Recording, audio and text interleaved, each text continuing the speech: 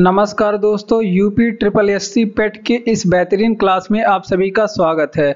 आज की इस वीडियो में हम लोग पेट एग्जाम से संबंधित जो भी महत्वपूर्ण प्रश्न बन सकते हैं उन सभी प्रश्नों को पढ़ने वाले हैं और ये सारे प्रश्न एग्जाम में पूछे गए हैं और पेट की पिछले वर्षों में पेट में जो पूछे जाने वाले प्रश्न हैं उन प्रश्नों को भी लिए गए हैं और जो पूछे जाने की संभावना है इस 2023 पेट के एग्जाम में उन प्रश्नों को भी इसमें लिया गया है। और इन प्रश्नों से भी संबंधित जो भी आपके पेट एग्जाम के लिए प्रश्न बन सकते हैं उन सभी प्रश्नों को हम लोग पढ़ेंगे और इस एक वीडियो से आपके जीएस के जितने भी पार्ट हैं पेट में पूछे जाने वाले उन सभी का रिवीजन हो जाएगा, क्योंकि इस वीडियो में जीएस के सारे सब्जेक्ट से प्रश्न लिए गए हैं। तो चलिए हम लोग अपना क्लास शुरू करते हैं।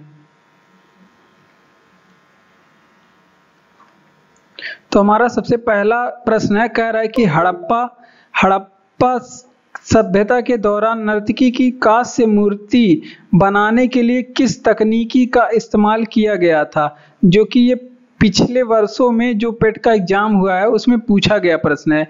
तो इसके लिए प्रयोग किया गया था मोम लोपी ढलाई पद्धति का। ये प्रश्न ऑप्शन में था मोम लोपी ढलाई पद्धति, इसका प्रयोग किया गया था जो कांस्य की मूर्ति बनाई गई। इसमें क्या किया जाता है, एक सांचा नुमा संरचना होता है, उसमें मोम डाल के उसके ऊपर जो कांसा की परत चढ़ा के बनाई जाती है। तो ये था मोम लोपी ढलाई पद्धति का उपयोग किया गया था। ठीक, जिसे क्या कहते हैं, जिसे इंग्लिश में कास्टिंग कहते हैं। कास्टिंग कहते हैं इसे इंग्लिश में। ठीक, इसे आप लोग यूट्यूब पे सर्च करके देख भी सकते हैं।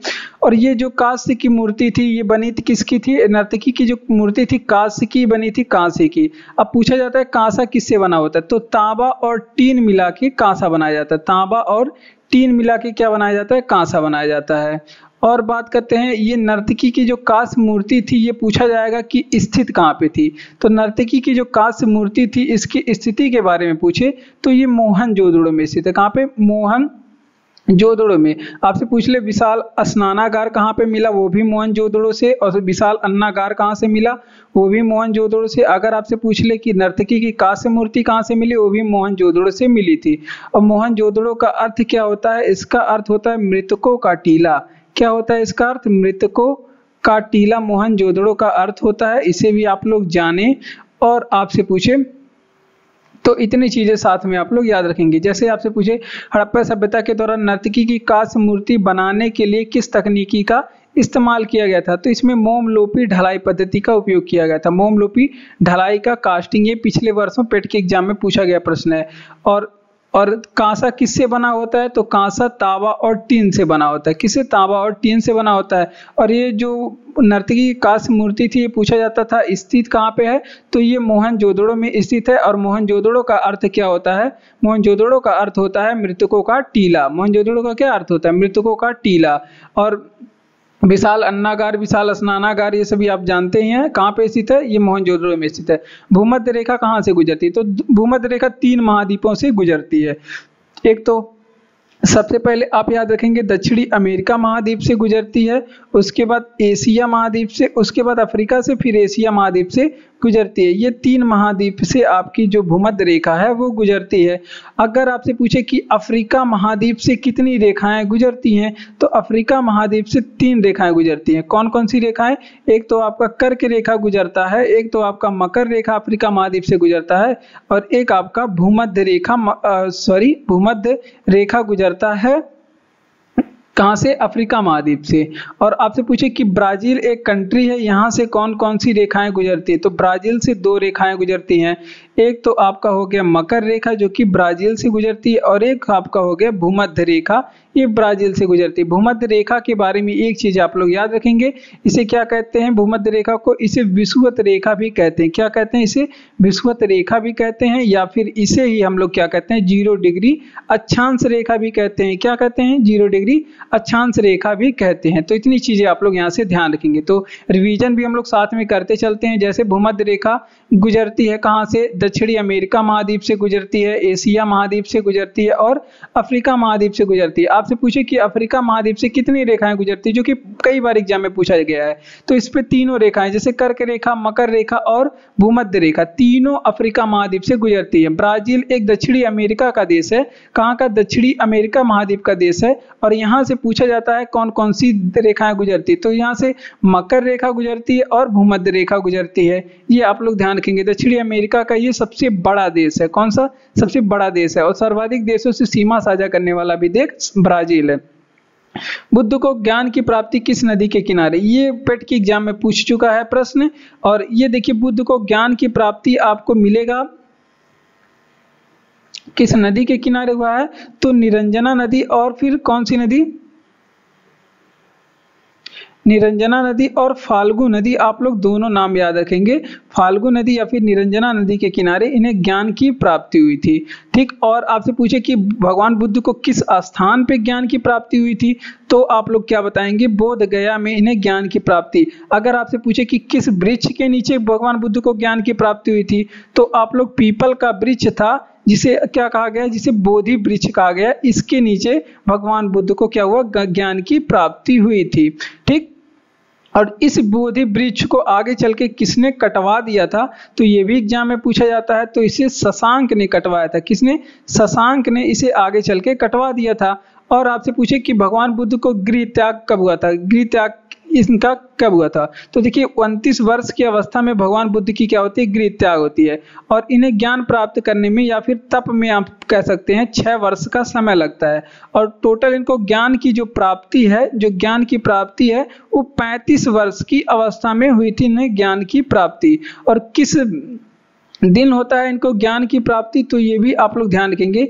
इन्हें ज्ञान की प्राप्ति किस दिन होता है? तो वैशाख पूर्णिमा के दिन इन्हें ज्ञान की प्राप्ति होती है। तो इतनी ज्ञान की प्राप्ति से इनके प्रश्न पूछा जाता है। जो भी आपके एग्जाम में आ जाए वो आप लोग बता देंगे। जैसे कि आपसे पूछे कि भगवान बुद्ध को ज्ञान की प्राप्ति किस नदी के किनारे, तो आप लोग बताएंगे निरंजना नदी के किनारे या फिर फाल्गु नदी के किनारे। और आपसे पूछे भगवान बुद्ध को ज्ञान की प्राप्ति किस स्थान पर हुई थी, तो आप लोग बताएंगे जब बोध गया में। अगर आपसे पूछे किस वृक्ष के नीचे ज्ञान की प्राप्ति हुई थी, तो पीपल वृक्ष, जिसे क्या कहा जाता है? बोधि वृक्ष भी कहा जाता है, इसके नीचे ज्ञान की प्राप्ति। अगर आपसे पूछे कि भगवान बुद्ध को ज्ञान की प्राप्ति पीपल या फिर बोधि वृक्ष को किसने कटवाया था, तो शशांक ने कटवाया था। गृह त्याग कितने वर्ष की अवस्था में हुई थी भगवान बुद्ध की? तो 29 वर्ष की अवस्था में इनकी गृह त्याग हुई थी। और ये तप किए थे 6 वर्ष तक। 6 वर्ष में इन्हें ज्ञान की प्राप्ति हुई थी। और जब ये ज्ञान प्राप्त कर चुके थे, उनकी आयु 35 वर्ष की हो गई थी। और ज्ञान प्राप्ति इन्हें वैशाख पूर्णिमा के दिन हुई थी। तो इतनी चीजें आप लोग याद रखेंगे। यहाँ पे हमने बताया कि भूमध्य रेखा को विषुवत रेखा भी कहते हैं और इसे ही 0 डिग्री अक्षांश रेखा भी कहते हैं। ब्राजील जो है दक्षिणी अमेरिका का सबसे बड़ा देश है। तो ये चीजें भी आप लोग यहाँ से ध्यान रखिए। ठीक। बढ़ते हैं अपने अगले प्रश्न की ओर। उससे पहले हम बताना चाहेंगे, अगर आप इस तरह के और भी वीडियो पाना चाहते हैं और ये वीडियो आपको पसंद आ रहा है, तो आप इसे लाइक कर सकते हैं और चैनल को सब्सक्राइब करके हमारे साथ जुड़ सकते हैं। और इस वीडियो को अपने और भी दोस्तों में शेयर करें ताकि वो लोग भी इसका फ़ायदा उठा सके। ठीक। और आपको अगर PDF चाहिए तो PDF में डिस्क्रिप्शन में PDF जो चैनल का लिंक है टेलीग्राम का, वो डाल दिया गया है डिस्क्रिप्शन में। आप वहाँ से जाके वो ले सकते हैं। ठीक। रीड कर सकते हैं। तो देखिए, 1 माइक्रोन बराबर क्या होता है? तो 1 माइक्रोन बराबर 10⁻⁻6 मीटर होता है। अगर आपसे पूछे कि 1 नैनोमीटर, ये जो पैमाने हैं ये एग्जाम में कई बार पूछे जाते हैं। और जो हम बता रहे हैं उसे आप लोग कॉपी में नोट करिएगा, उतना कम से कम आप लोग याद रखिएगा। 1 नैनोमीटर बराबर आपसे पूछ ले तो 1 नैनोमीटर बराबर 10⁻⁹ मीटर। 10⁻⁹ मीटर। अगर आपसे पूछे कि 1 एंगस्ट्रॉम बराबर क्या होता है, 1 एंगस्ट्रॉम बराबर क्या होता है, तो 10⁻⁻10 मीटर 1 एंगस्ट्रॉम बराबर। अगर आपसे पूछे कि 1 फर्मी बराबर क्या होता है, 1 फर्मी बराबर, तो 1 फर्मी बराबर 10⁻⁻15 मीटर होता है।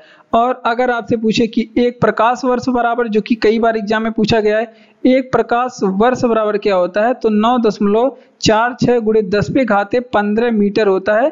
1 प्रकाश वर्ष बराबर 9.46 × 10⁻⁻15। अगर आपसे पूछे कि 1 पारसेक बराबर कितना होता है, 1 पारसेक बराबर क्या होता है, तो 3.08 × 16 मीटर होता है ये एक पारसेक बराबर। ठीक, दूरी का सबसे बड़ा मात्रक क्या होता है, तो ये भी आप लोग ध्यान रखेंगे, दूरी का सबसे बड़ा मात्रक क्या होता है, तो वो पारसेक होता है। और आपसे पूछा जाएगा कि प्रकाश वर्ष किस चीज का मात्रक है, तो ये भी आप लोग ध्यान रखेंगे, दूरी का मात्रक है। प्रकाश वर्ष किसका मात्रक है, दूरी का मात्रक है। तो ये सारे प्रश्न एग्जाम में पूछे जाते हैं। अगर आपसे पूछे कि 1 माइक्रोन बराबर क्या होता है, तो 10 पे घाते -6 मीटर। 1 माइक्रोन बराबर 10 पे घाते 6 मीटर, -6 मीटर। अगर आपसे पूछे 1 नैनोमीटर बराबर, तो 10 पे घाते -9 मीटर। अगर 1 एंगस्ट्रॉम बराबर पूछे तो 10 पे घाते -10 मीटर। अगर 1 फर्मी बराबर आपसे पूछ ले तो 10 पे घाते -15 मीटर। एक प्रकाश वर्ष बराबर 9.46 गुणे 10 पे घाते 15 मीटर। और प्रकाश वर्ष ये किस चीज का मात्रक है, दूरी का मात्रक है। और एक पारसेक बराबर क्या होता है, 3.08 गुणे 10 पे घाते 16 मीटर। और दूरी का सबसे बड़ा मात्रक क्या होता है, पारसेक होता है, खगोलीय दूरी इससे मापा जाता है। अब हर्षवर्धन के समय नई राजधानी क्या थी, तो कि ये पेट में पूछा गया प्रश्न है, पिछले वर्षों के में जो पेट के एग्जाम हुए हैं 2-4 उसमें पूछा गया है। तो देखिए हर्षवर्धन की नई राजधानी, तो हर्षवर्धन की जो पहले राजधानी थी क्या थी, हर्षवर्धन की जो पहले राजधानी थी थानेसर थी। और नई राजधानी ये कहाँ पे बनाता है, कन्नौज में बनाता है। नई राजधानी हर्षवर्धन अपना कन्नौज में बनाता है। तो ये भी आप लोग ध्यान रखेंगे, ये आप लोग ध्यान रखेंगे। अब हर्षवर्धन के समय में कुछ इंपॉर्टेंट प्रश्न जो पूछे जाते हैं, जैसे हर्षवर्धन के दरबारी कवि कौन थे, हर्षवर्धन के दरबारी कवि कौन थे, तो ये इंपॉर्टेंट प्रश्न है। बाणभट्ट थे, कई बार एग्जाम में पूछा गया है। हर्षवर्धन के दरबारी कवि कौन थे, बाणभट्ट थे। और हर्षवर्धन के दरबार में कौन सा चीनी यात्री आया था, तो ये भी पूछा जाता है। हर्षवर्धन के दरबार में फाहियान आया था। कौन आया था, हर्षवर्धन के दरबार में कौन सा चीनी यात्री आया था, हेनसांग आया था। ठीक, ये भी आप लोग ध्यान रखेंगे, कौन सा चीनी यात्री आया था, हेनसांग आया था। ये चीन से आया था, चीनी यात्री है तो चीनी से आएगा। और और हर्षवर्धन की उपाधि की बात करें, किस चीज की उपाधि थी, तो हर्षवर्धन ने किस चीज की उपाधि धारण की थी, तो शिलादित्य की उपाधि धारण की थी, शिलादित्य की।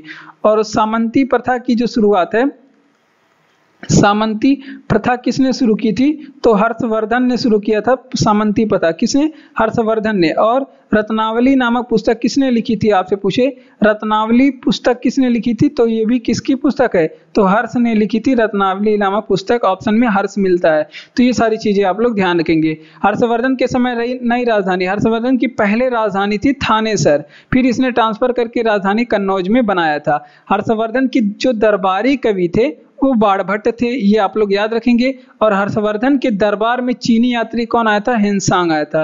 हेनसांग चीन का यात्री हर्षवर्धन के दरबार में आया था। हर्षवर्धन की जो उपाधि थी शिलादित्य की थी। सामंती प्रथा शुरू करने वाले हर्षवर्धन थे। और रत्नावली नामक पुस्तक के लेखक भी कौन थे, हर्ष थे। तो इतनी चीजें आप लोग ध्यान रखेंगे।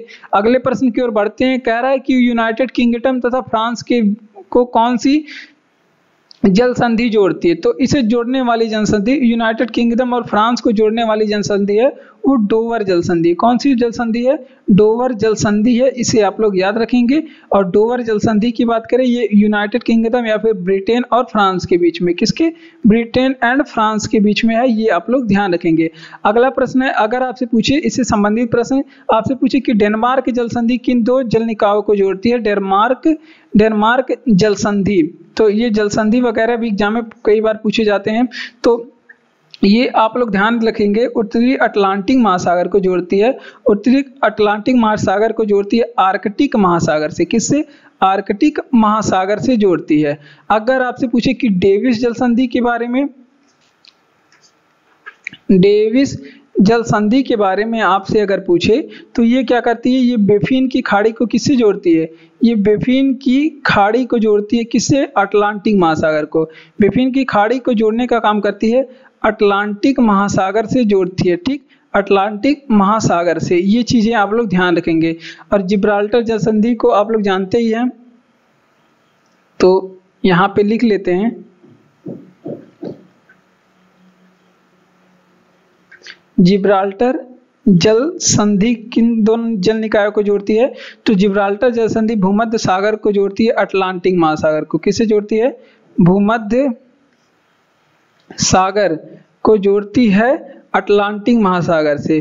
तो इसे क्या कहते हैं, अटलांटिक महासागर से जोड़ती है। इसे भूमध्य जिब्राल्टर जनसंधि को भूमध्य सागर का प्रकाश स्तंभ भी कहते हैं। तो देखिए यूनाइटेड किंगडम तथा फ्रांस के बीच कौन सी जल संधि जोड़ती है, तो इसे डोवर की जल संधि जोड़ती है यूनाइटेड किंगडम और फ्रांस को।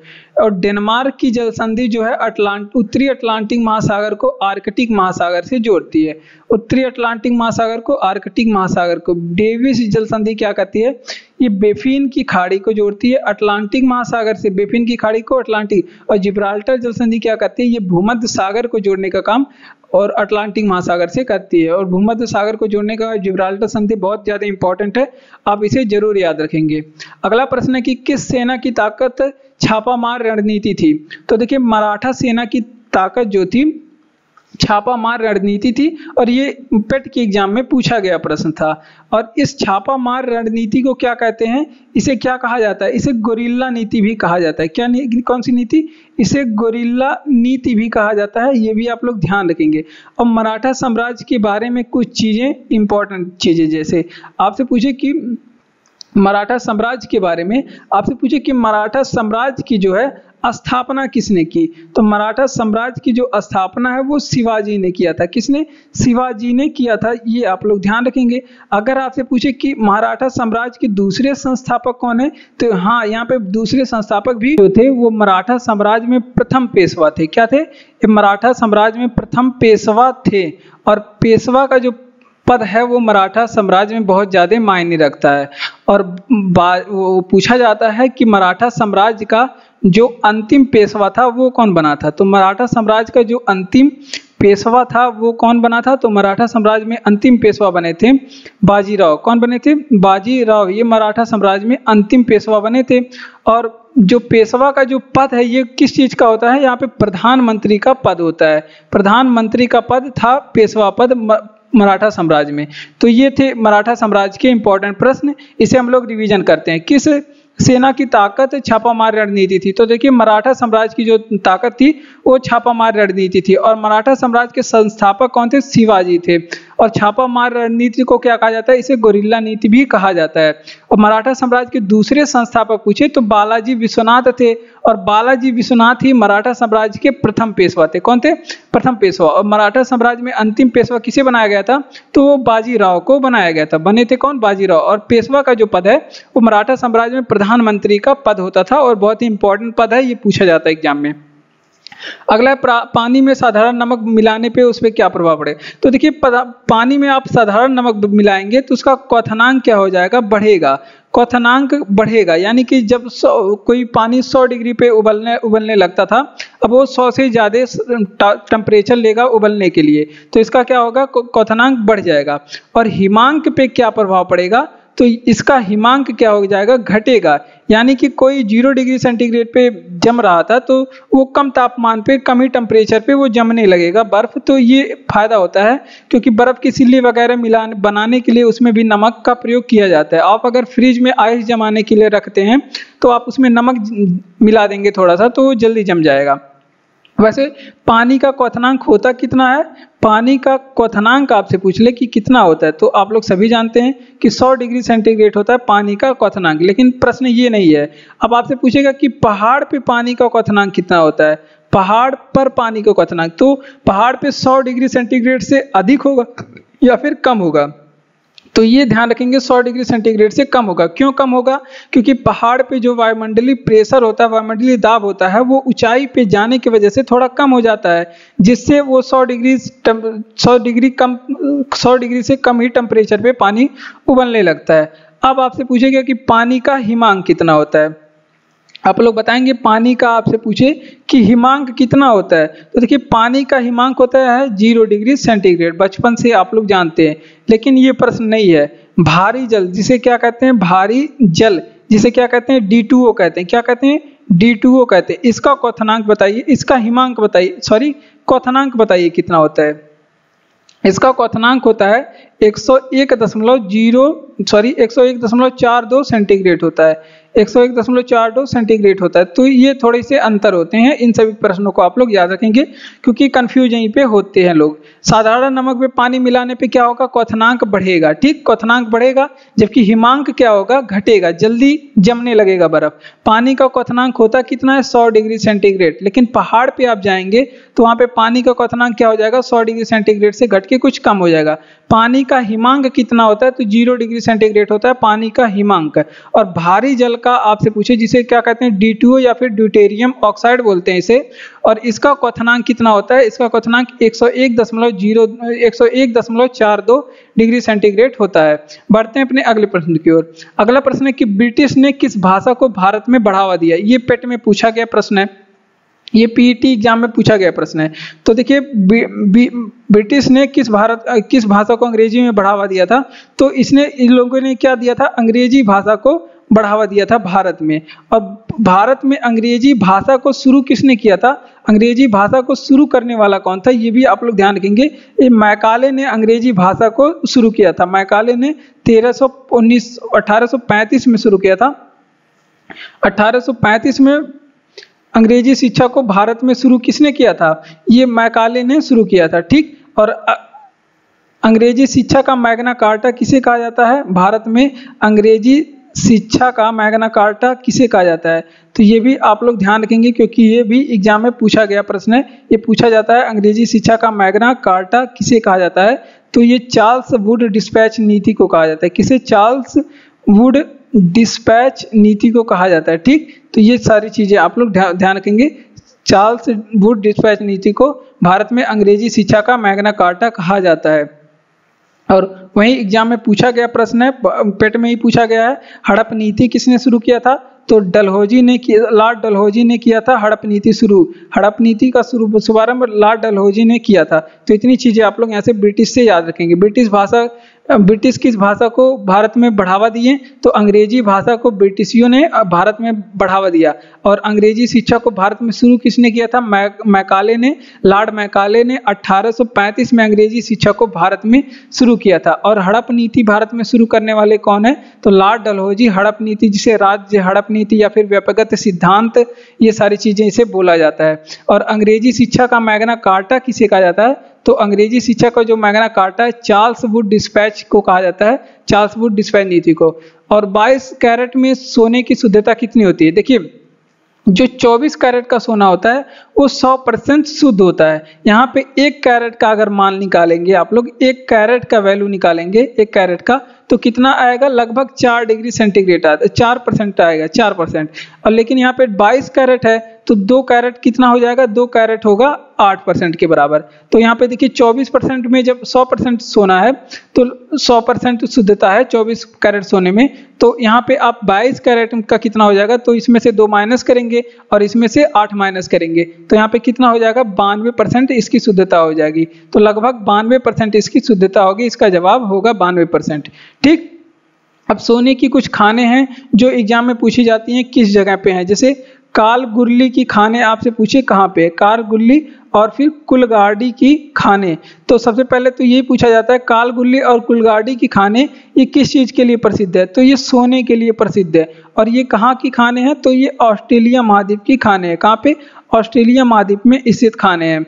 और जोहान्सबर्ग की जो सोने की खान है वो कहाँ पे है, ये पूछा जाता है। जोहान्सबर्ग में जो सोने की खान है प्रसिद्ध, ये किस वजह से है, जोहान्सबर्ग सोने की खान के लिए प्रसिद्ध है। और ये कहाँ पे है, दक्षिणी अफ्रीका महाद्वीप पे। कहाँ की, दक्षिणी अफ्रीका महाद्वीप पे। और कोलार गोल्ड फील्ड कहाँ पे स्थित है, कोलार खान कहाँ पे स्थित है, तो यहाँ पे ये भी सोने के लिए प्रसिद्ध है, लेकिन ये कर्नाटक में स्थित है।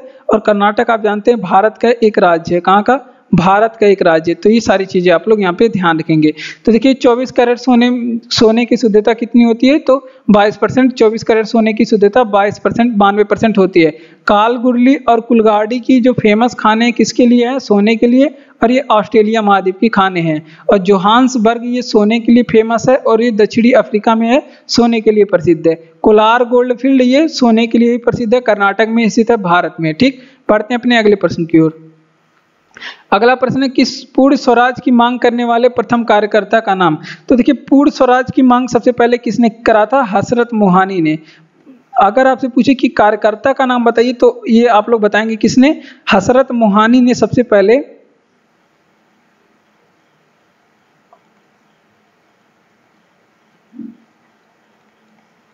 हसरत मोहानी ने सबसे पहले क्या किया था, पूर्ण स्वराज की मांग की थी। ठीक, और ये पूछा जाता है कब पूर्ण स्वराज की मांग की थी, तो 1921 में की थी। और कहाँ पे आपसे पूछे हसरत मोहानी ने पूर्ण स्वराज की मांग करा, तो ये अहमदाबाद में किए थे। कहाँ पे, अहमदाबाद में किए थे। कुछ भी आपसे प्रश्न पूछा जा सकता है क्योंकि ये पेट में पूछा गया प्रश्न है। ठीक, और आपसे पूछे कि पूर्ण स्वराज का नारा किसने दिया, सबसे पहले पूर्ण स्वराज का आपसे पूछ ले कि नारा किसने दिया था, तो पंडित जवाहरलाल नेहरू ने दिया था, पीटी नेहरू जी ने दिया था। सबसे पहले पूर्ण स्वराज की मांग की थी, नारा दिया था। ठीक, अब बात करते हैं पूर्ण स्वराज के बारे में। तो पूर्ण स्वराज शब्द प्रयोग किसने किया था, शब्द प्रयोग के बारे में आपसे पूछ ले तो किसने करा था, तो दादा भाई नौरोजी ने सबसे पहले पूर्ण स्वराज की शब्द का प्रयोग 1906 में किया था। और कहाँ पे, किस अधिवेशन में किया था, तो यहाँ पे कोलकाता में अधिवेशन हो रहा था, वहां पे इन्होंने क्या किया था, पूर्ण स्वराज शब्द का प्रयोग किया था। अगर आपसे पूछे किस अधिवेशन में पूर्ण स्वराज की मांग हुई, तो अगर आपसे पूछेगा कि किस अधिवेशन में पूर्ण स्वराज की मांग सबसे पहले हुई, तो ये हुआ था 1929 के लाहौर अधिवेशन में पूर्ण स्वराज की मांग हुई थी, लाहौर अधिवेशन में। तो ये सारी चीजें आप लोग यहाँ से ध्यान रखेंगे। क्या अंतर है सब में, देखिए अगर आपसे पूछे कि पूर्ण स्वराज की मांग करने वाले पहले कार्यकर्ता कौन थे, तो पूर्ण स्वराज की मांग करने वाले पहले कार्यकर्ता थे हसरत मोहानी। अगर आपसे पूछे कि कब किए, तो 1921 के अहमदाबाद में किए थे। और आपसे पूछे कि पूर्ण स्वराज का नारा किसने दिया था, नारा की बात करें तो पंडित जवाहरलाल नेहरू ने। अगर आपसे पूछे पूर्ण स्वराज का शब्द प्रयोग किसने किया था, तो दादा भाई नौरोजी ने। अब कब किया था, 1906 में। अगर आपसे पूछे कि पूर्ण स्वराज किस अधिवेशन में प्रयोग हुआ था, तो ये हुआ लाहौर अधिवेशन 1929 में। डिजिटल इंडिया योजना की शुरुआत कब से मानी जाती है, तो देखिए डिजिटल इंडिया जो योजना है ये 2015 में शुरू हुआ था। कब, 2015 में। और कुछ योजनाएं हैं जो हमको जानकारी में होना चाहिए क्योंकि योजनाएं भी एग्जाम में पूछी जाती है। शिक्षा मित्र योजना आपसे पूछे कब शुरू हुआ था, तो ये 2001 में शुरू होता शिक्षा मित्र योजना, और ये उत्तर प्रदेश की एक शिक्षा मित्र योजना है। अगर आपसे पूछे कि कुसुम योजना कब शुरू हुआ था, कुसुम योजना कब शुरू हुआ था, तो ये सोलर पंप से संबंधित था, सोलर पंप से संबंधित था। ठीक, ये आप लोग ध्यान रखेंगे। अगर आपसे पूछे कि पीएम उज्ज्वला योजना कब शुरू हुआ था, पीएम उज्ज्वला योजना कब शुरू हुआ था, तो पीएम उज्ज्वला योजना ये 2001 में शुरू हुआ था। अगर आप 1 मई 2016 में शुरू हुआ था। ये कब शुरू हुआ था, 1 मई 2016 में पीएम उज्ज्वला योजना शुरू हुआ था। और इंदिरा आवास योजना पूछ ले कब शुरू हुआ था, इंदिरा आवास योजना ये कब शुरू हुआ था, तो ये 1985 में शुरू हुआ था। कब, 1985 में। अभ्युदय योजना कहाँ की है, अभ्युदय योजना के बारे में आपसे पूछे तो ये सारी योजनाएं आप लोग याद रखेंगे। अभ्युदय योजना यूपी की है, कहाँ की, यूपी की। तो इतनी चीजें आप लोग यहाँ से ध्यान रखेंगे। डिजिटल इंडिया योजना कहाँ की, तो ये 2015 में शुरू हुआ था। और शिक्षा मित्र योजना 2001 में शुरू हुआ, उत्तर प्रदेश की योजना है। कुसुम योजना की बात करें तो ये सोलर पंप से संबंधित है। पीएम उज्ज्वला योजना की बात करें तो 1 मई 2016 में शुरू हुआ था। इंदिरा आवास योजना की बात करें तो ये 1985 में शुरू हुआ था। और अभ्युदय योजना की बात करें उत्तर प्रदेश में शुरू हुआ था। ठीक, स्वदेशी आंदोलन का प्रमुख नारा, इंपॉर्टेंट प्रश्न है और ये एग्जाम में पूछा गया, पेट एग्जाम में पूछा गया था।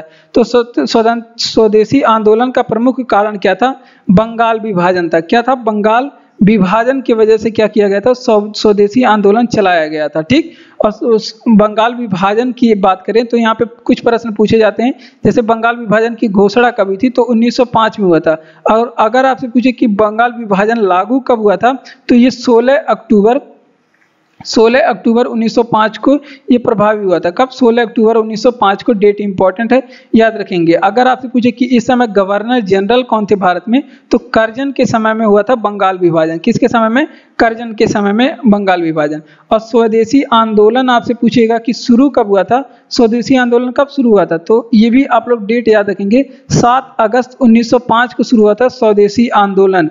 और आपसे पूछेगा कि स्वदेशी आंदोलन के शीर्षक गीत क्या थे, तो स्वदेशी आंदोलन के जो शीर्षक गीत थे वंदे मातरम था। क्या, वंदे मातरम था स्वदेशी आंदोलन का शीर्षक गीत, और इसमें एक तिरंगा झंडा डिजाइन किया गया था। ये पूछा जाता तिरंगे झंडे में कलर कौन कौन सा था, तो इसमें था लाल, हरा और पीला रंग था। लाल, हरा और पीला, जो हमारे लाल, हरा और पीला रंग का एक झंडा डिजाइन किया गया था। ठीक, तो देखिए स्वदेशी आंदोलन का प्रमुख कारण बंगाल विभाजन था। बंगाल विभाजन की घोषणा पूछी 1905 में हुई।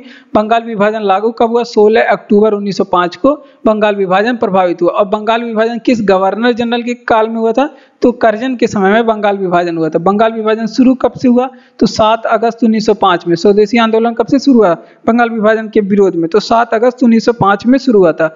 इसमें शीर्षक गीत किसे बनाया गया था? तो वंदे मातरम को शीर्षक गीत बनाया गया था। इसमें एक तिरंगा झंडा भी डिजाइन किया गया जिसका कलर पूछा जाता है, तो इसका कलर लाल, हरा और पीला था। क्या था? लाल, हरा और पीला था। बढ़ते हैं अपने अगले प्रश्न की ओर। अगला प्रश्न है कि प्रसिद्ध लावड़ी और तमाशा लोक नृत्य कहाँ का है? तो प्रसिद्ध लावड़ी और तमाशा लोक नृत्य ये कहाँ का है? महाराष्ट्र का है। कहाँ का? महाराष्ट्र। और कुछ लोक नृत्य देख लेते हैं। जैसे आपसे पूछे कि नौटंकी कहाँ का है? नौटंकी लोक नृत्य कहाँ का है? तो नौटंकी अपने उत्तर प्रदेश का है। कहाँ का? उत्तर प्रदेश का है। वहीं आपसे पूछे कि लोटा लोक नृत्य कहाँ का है? तो मध्य प्रदेश का है। कहाँ का? ये लोटा लोक नृत्य मध्य प्रदेश का है। सरहुल, जो आपसे पूछे कि सरहुल कहाँ पे मनाया जाता है, तो ये झारखंड का है। सरहुल कहाँ का? झारखंड का सरहुल है। ठीक, तो ये भी आप लोग ध्यान रखेंगे। गरबा कहाँ पे खेला जाता है? गरबा ये गुजरात का है। कहाँ का? गुजरात का है गरबा। ठीक, आपसे पूछेगा कि यहाँ पे स्वांग कहाँ का लोक नृत्य? स्वांग, स्वांग फेस्टिवल भी मनाया जाता है हरियाणा में, तो ये हरियाणा का है। कहाँ का? हरियाणा का लोक नृत्य। ठीक, अगर आपसे पूछे कि मांडी कहाँ का है? मांडी, तो ये गोवा में मनाया जाता है। गोवा में मनाया जाता है मांडी। गिद्धा आपसे पूछे कि कहाँ का है? गिद्धा, तो ये पंजाब का है। गिद्धा और भांगड़ा कहाँ का है? पंजाब का है। खेल गोपाल कहाँ का है? खेल गोपाल, तो ये सारे चीजें आप लोग नोट करेंगे क्योंकि इंपॉर्टेंट है, तो ये सभी एग्जाम में पूछे जाते हैं। असम का है। तो इतनी चीजें आप लोग को यहाँ पे हमने इंपॉर्टेंट चीजें बताई। लावड़ी और तमाशा लोक नृत्य कहाँ का है? महाराष्ट्र का। नौटंकी लोक नृत्य उत्तर प्रदेश का है। लोटा लोक नृत्य कहाँ का? मध्य प्रदेश का है। और बात करें सरहुल कहाँ पे मनाया जाता है? झारखंड में। गरबा कहाँ खेला जाता है? गुजरात में खेला जाता है। खेल गोपाल कहाँ पे खेला जाता है? असम में खेला जाता है। गिद्धा और भांगड़ा, गिद्धा और साथ में आप लोग याद रखेंगे भांगड़ा, आप लोग बहुत करते हैं शादी में, ये पंजाब का है। स्वांग कहाँ का? ये हरियाणा का है। मांडी कहाँ का? गोवा का है। तो इतनी चीजें आप लोग ध्यान रखेंगे कि गांधी जी ने खिलाफत को उठाने के लिए, खिलाफत आंदोलन यहाँ को उठाने के लिए निर्णय क्यों लिया? तो खिलाफत आंदोलन को उठाने के लिए गांधी जी ने इसलिए निर्णय लिया था क्योंकि गांधी जी क्या चाहते थे कि हिंदू मुस्लिम में एकता चाहते थे। क्या चाहते थे? मुस्लिम हिंदू में क्या चाहते थे?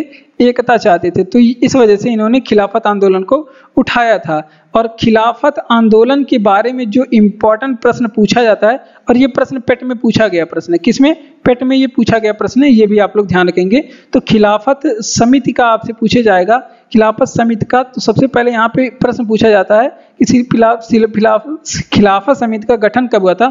तो ये ध्यान रखेंगे मार्च 1919 में हुआ था खिलाफत समिति का गठन। और कहाँ पे हुआ था खिलाफत समिति का गठन? मुंबई में हुआ था। और आपसे पूछे कि खिलाफत समिति का इसमें नेतृत्व किसने किया था? इसका नेतृत्व किसने किया था? तो मोहम्मद अली और शौकत अली ने इसका नेतृत्व किया था। मोहम्मद अली और शौकत अली ने इसका नेतृत्व किया था। तो ये सारी चीजें यहाँ पे इंपॉर्टेंट चीज आप लोग ध्यान रखेंगे। तो देख लेते हैं, आपसे पूछेगा एग्जाम में कि गांधी जी ने खिलाफत आंदोलन को उठाने का निर्णय क्यों लिया, जो कि ये एग्जाम में पूछा गया प्रश्न है, पेट एग्जाम में। और गांधी जी हिंदू मुस्लिम में क्या चाहते थे? एकता चाहते थे। खिलाफत समिति का गठन कब हुआ था? तो इसका गठन मार्च 1919 में हुआ था। मार्च 1919 में खिलाफत समिति का गठन और मुंबई में हुआ था। और इसके नेतृत्व कौन कर रहे थे?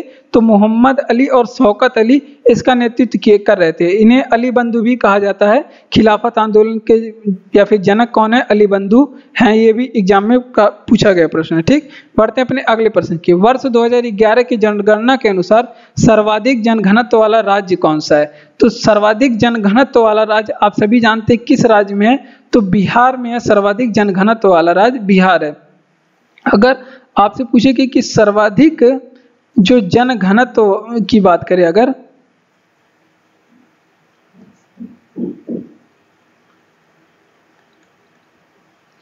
अगर आपसे पूछ ले कि सर्वाधिक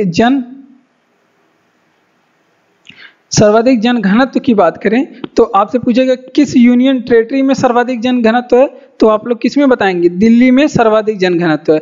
अगर आपसे पूछे कि किस देश में सर्वाधिक जनघनत्व है, तो मोनाको में सर्वाधिक जनघनत्व वाला देश कौन सा है, मोनाको। अगर सर्वाधिक जनघनत्व वाला द्वीप पूछ ले तो जावा द्वीप पे सर्वाधिक जनघनत्व। अगर आपसे सर्वाधिक जनघनत्व वाला महाद्वीप पूछ ले किस महाद्वीप पे सर्वाधिक जनघनत्व है, तो एशिया महाद्वीप पे है सर्वाधिक जनघनत्व। तो ये सारे प्रश्न आपसे पूछ ले सकते हैं। अब न्यूनतम जनघनत्व की बात करें, न्यूनतम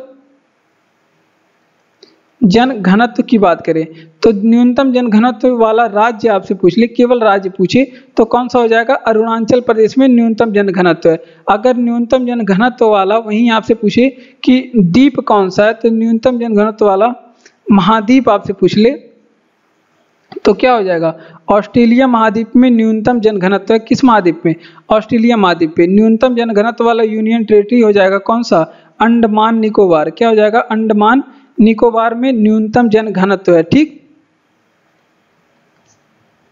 वहीं आपसे पूछ ले कि न्यूनतम जनघनत्व वाला देश कौन सा है, तो न्यूनतम जनघनत्व वाला देश कौन सा है, ग्रीनलैंड है। ठीक, इतनी चीजें आप लोग ध्यान रखेंगे।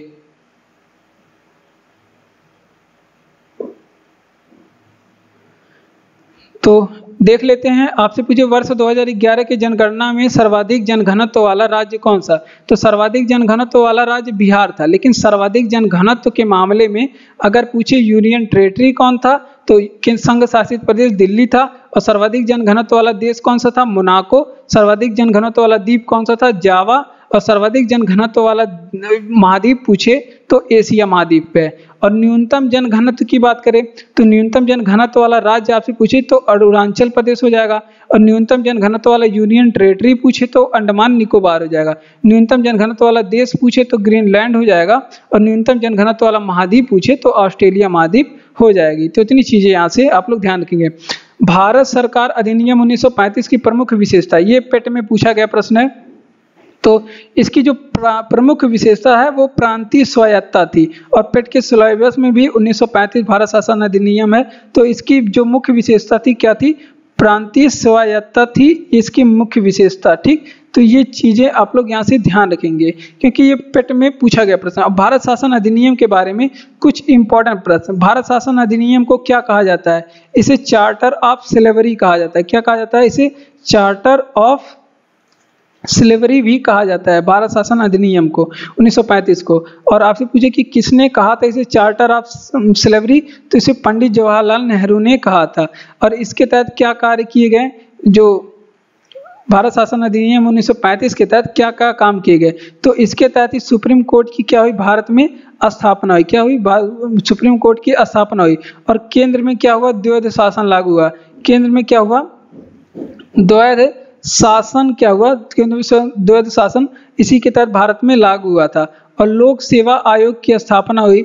लोक सेवा आयोग की क्या हुई, इसी के तहत स्थापना हुई।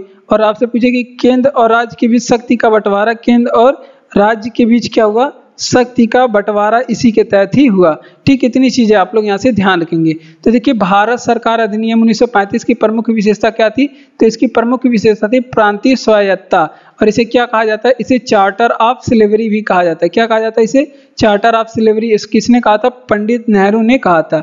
इसके तहत क्या कार्य किए गए थे, तो सुप्रीम कोर्ट की स्थापना की गई इसी के तहत। और केंद्र में द्वैध शासन लागू किया गया था। इसके तहत क्या किया गया था, केंद्र में द्वैध शासन भी लागू किया गया। और लोक सेवा आयोग की स्थापना इसी के तहत हुई। केंद्र और राज्य के बीच शक्तियों का बंटवारा हुआ था। ये इंपॉर्टेंट प्रश्न है, यहाँ से याद रखेंगे आप लोग क्योंकि ये पेट का सिलेबस भी है। नाभिकीय रिएक्टर में मंदक के रूप में क्या प्रयोग किया जाता है, तो इसमें दो चीजें आप प्रयोग कर सकते हैं। तो इसमें ग्रेफाइट की छड़ भी आप प्रयोग कर सकते हैं, ग्रेफाइट की छड़ का प्रयोग कर सकते हैं, या फिर भारी जल का भी प्रयोग कर सकते हैं। भारी जल, भारी जल कहते हैं किसे, फार्मूला इसका पूछा जाता है DTO। इसको क्या कहते हैं, ड्यूटेरियम ऑक्साइड कहते हैं। क्या कहते हैं, ड्यूटेरियम ऑक्साइड भी इसे कहते हैं। ठीक, यहाँ से क्या पर, और ये मंदक का काम क्या होता है, यहाँ पे भारी, यहाँ पे मंदक का काम क्या होता है, तो ये भी आप लोग बताएंगे। ये क्या करते हैं, ये न्यूट्रॉन की गति को नियंत्रण करते हैं। न्यूट्रॉन की गति को क्या करते हैं, नियंत्रित करते हैं, नियंत्रण करने का काम करते हैं। ठीक, ये भी आप लोग ध्यान रखेंगे। और बात करते हैं परमाणु रिएक्टर में आपसे पूछे कि कैसी अभिक्रिया होती है, तो परमाणु रिएक्टर में जो है श्रृंखला अभिक्रिया होती है। कैसी अभिक्रिया? श्रृंखला अभिक्रिया होती है। ठीक, इतनी चीजें आप लोग ध्यान रखेंगे। तो देख लेते हैं आपसे, नाभिकीय रिएक्टर में मंदक के रूप में किसका प्रयोग किया जाता है? ग्रेफाइट की छड़ का प्रयोग किया जाता है। ग्रेफाइट की छड़ और भारी जल का प्रयोग किया जाता है, जिसे क्या कहते हैं? DTO भी कहते हैं, ड्यूटेरियम ऑक्साइड कहते हैं। ठीक, अब बात करते हैं मंदक में। इसमें मंदक क्यों प्रयोग किया जाता है? मंदक क्या काम करता है? तो ये क्या काम करता है? तो न्यूट्रॉन की गति को कम करता है, नियंत्रित करता है या फिर कम करता है, आप लोग ध्यान रखेंगे। और नाभिकीय रिएक्टर में कैसी अभिक्रिया होती है? तो इसमें श्रृंखला अभिक्रिया होती है। तो इन चीजों को आप लोग ध्यान रखेंगे। बढ़ते हैं अपने अगले प्रश्न की ओर। अगला प्रश्न है, फॉरवर्ड ब्लॉक की स्थापना किसने की थी? तो ये भी आप लोग ध्यान रखेंगे, सुभाष चंद्र बोस ने किया था। फॉरवर्ड ब्लॉक की स्थापना किसने? सुभाष चंद्र बोस ने 1939 में किया था। 1 मई 1939 को पूरा डेट आप लोग यहाँ पे याद रखेंगे, कब किया था। तो इसकी स्थापना कब हुई थी? 1 मई 1939 को फॉरवर्ड ब्लॉक की स्थापना सुभाष चंद्र बोस ने किया था। और सुभाष चंद्र बोस के बारे में कुछ चीजें ध्यान रखेंगे। इन्हें नेताजी किसने कहा था? सुभाष चंद्र बोस को। तो एडोल्फ हिटलर ने इन्हें नेताजी कहा था। किसने? एडोल्फ हिटलर ने इन्हें नेताजी कह के संबोधित करा था। और सुभाष चंद्र बोस को इन्होंने कुछ नारा दिया था। जैसे आपसे पूछे कि जय हिंद का नारा किसने दिया था? तो जय हिंद का नारा सुभाष चंद्र बोस ने दिया। और दिल्ली चलो का नारा किसने दिया था? दिल्ली चलो का नारा किसने दिया? सुभाष चंद्र बोस ने। कहाँ पे दिया था दिल्ली चलो का नारा? तो सिंगापुर में दिए थे। ये दिल्ली चलो का नारा सिंगापुर में 1943 में दिए थे। और आपको पूछे कि सुभाष चंद्र बोस की जयंती कब मनाई जाती है? तो इनकी जयंती 23 जनवरी के दिन मनाई जाती है। कब? 23 जनवरी के दिन। तो इतनी चीजें यहाँ से आप लोग ध्यान रखेंगे। तो देखिए, फॉरवर्ड ब्लॉक की स्थापना किसने करा था? सुभाष चंद्र बोस ने 1 मई 1939 को फॉरवर्ड ब्लॉक की स्थापना किए थे। नेताजी किसे कहा जाता? किसने कहा था इन्हें? तो एडोल्फ हिटलर ने सुभाष चंद्र बोस को नेताजी कहा था। और इन्होंने नारा क्या दिया था? जय हिंद का नारा और दिल्ली चलो का नारा। दिल्ली चलो का नारा इन्होंने सिंगापुर में 1943 में दिया था। और इनकी जयंती 23 जनवरी के दिन मनाई जाती है, पराक्रम दिवस के रूप में। और बात करते हैं, भारत का पहला परमाणु रिएक्टर कौन था? तो भारत का पहला परमाणु रिएक्टर का नाम अप्सरा था। क्या था? अप्सरा था। और इसे स्थापित कब किया गया था? इसे स्थापित किया गया था ट्राम्बे में। कहाँ पे? ट्राम्बे में इसे स्थापित किया गया था। और ये महाराष्ट्र में स्थित है। ठीक, और ये कब स्थापित किया गया था? तो ये भी ध्यान रखेंगे, 1956 में। अगर आपसे पूछे कि भारत का पहला न्यूट्रॉन रिएक्टर कौन था? भारत का पहला न्यूट्रॉन रिएक्टर का नाम बताइए क्या था? तो भारत का पहला न्यूट्रॉन रिएक्टर का नाम कामिनी था। क्या था? कामिनी था। इसकी स्थापना 1988 में हुई थी। कब? 1988 में। तो ये सारी चीजें आप लोग ध्यान रखेंगे। भारत का पहला परमाणु रिएक्टर अप्सरा नाम था। और इसको स्थापित कब किया गया था? ऐसे लिखेंगे, इसको स्थापित किया गया था ट्राम्बे, महाराष्ट्र में। और ये पूछा जाता है इसको, मतलब भारत का पहला परमाणु रिएक्टर का स्थापना कहाँ किया गया था? तो ट्राम्बे, महाराष्ट्र में 1956 में किया गया था। और भारत का पहला न्यूट्रॉन रिएक्टर क्या था? कामिनी नाम था। 1988 में इसकी स्थापना की गई। अगला प्रश्न है कि लक्षद्वीप की राजधानी क्या है? तो ये पेट में पूछा गया प्रश्न है। तो लक्षद्वीप की राजधानी क्या थी? करावती है लक्षद्वीप की राजधानी। लक्षद्वीप से प्रश्न पूछा गया है, प्रश्न एग्जाम में जरूर पूछे जाते हैं प्रश्न। ठीक, और पेट की एग्जाम में खासकर, तो ये इंपॉर्टेंट आप लोग याद रखेंगे। लक्षद्वीप क्या है? ये हमारा सबसे छोटा संघ शासित प्रदेश है। ये हमारा क्या है? सबसे छोटा संघ शासित प्रदेश हमारा लक्षद्वीप है। ठीक, तो ये आप लोग ध्यान रखेंगे। और लक्षद्वीप का निर्माण किससे हुआ है ये बताएंगे। तो इसे प्रवाल द्वीप या फिर कोरल से इसका निर्माण हुआ है। किसे? प्रवाल द्वीप से इसका निर्माण हुआ है। और लक्षद्वीप की स्थिति आप लोग बताएंगे कि ये स्थित कहाँ है? तो किस सागर में? तो ये अरब सागर में स्थित है। लक्षद्वीप किस सागर में स्थित है? अरब सागर में स्थित है। अगर आपसे पूछे कि सर्वाधिक साक्षरता वाला यूटी कौन सा है? सर्वाधिक साक्षरता वाला यूटी कौन सा है? तो सर्वाधिक साक्षरता वाला यूटी अपना कौन सा है? लक्षद्वीप ही है। कौन? लक्षद्वीप सर्वाधिक साक्षरता वाला यूनियन टेरिटरी है। और लक्षद्वीप की आपसे पूछे कि भाषा कौन सी है? तो मलयालम यहाँ पे बोली जाती है, क्योंकि यहाँ पे केरल के नजदीक है, तो यहाँ पे मलयालम बोली जाती है। और लक्षद्वीप का आपसे पूछ ले, लक्षद्वीप के हाईकोर्ट के बारे में पूछे, तो इसका लक्षद्वीप हाईकोर्ट का जो भी कार्य है वो केरल हाईकोर्ट में देखा जाता है। किस हाईकोर्ट में? केरल हाईकोर्ट में देखा जाता है। केरल हाईकोर्ट में, ये भी एग्जाम में पूछा गया प्रश्न है। तो इतनी चीजें आप लोग यहाँ से लक्षद्वीप से याद रखेंगे। आपसे पूछे कि लक्षद्वीप की राजधानी क्या है? तो करावती है लक्षद्वीप की राजधानी है। और सबसे छोटा संघ शासित प्रदेश हमारा कौन सा है? तो लक्षद्वीप है हमारा सबसे छोटा संघ शासित प्रदेश। अगर आपसे पूछे कि लक्षद्वीप स्थित कहाँ पे है, तो ये अरब सागर में स्थित है। और लक्षद्वीप का निर्माण किससे हुआ था, तो ये भी आप लोग ध्यान रखेंगे, प्रवाल द्वीप से लक्षद्वीप का निर्माण हुआ है।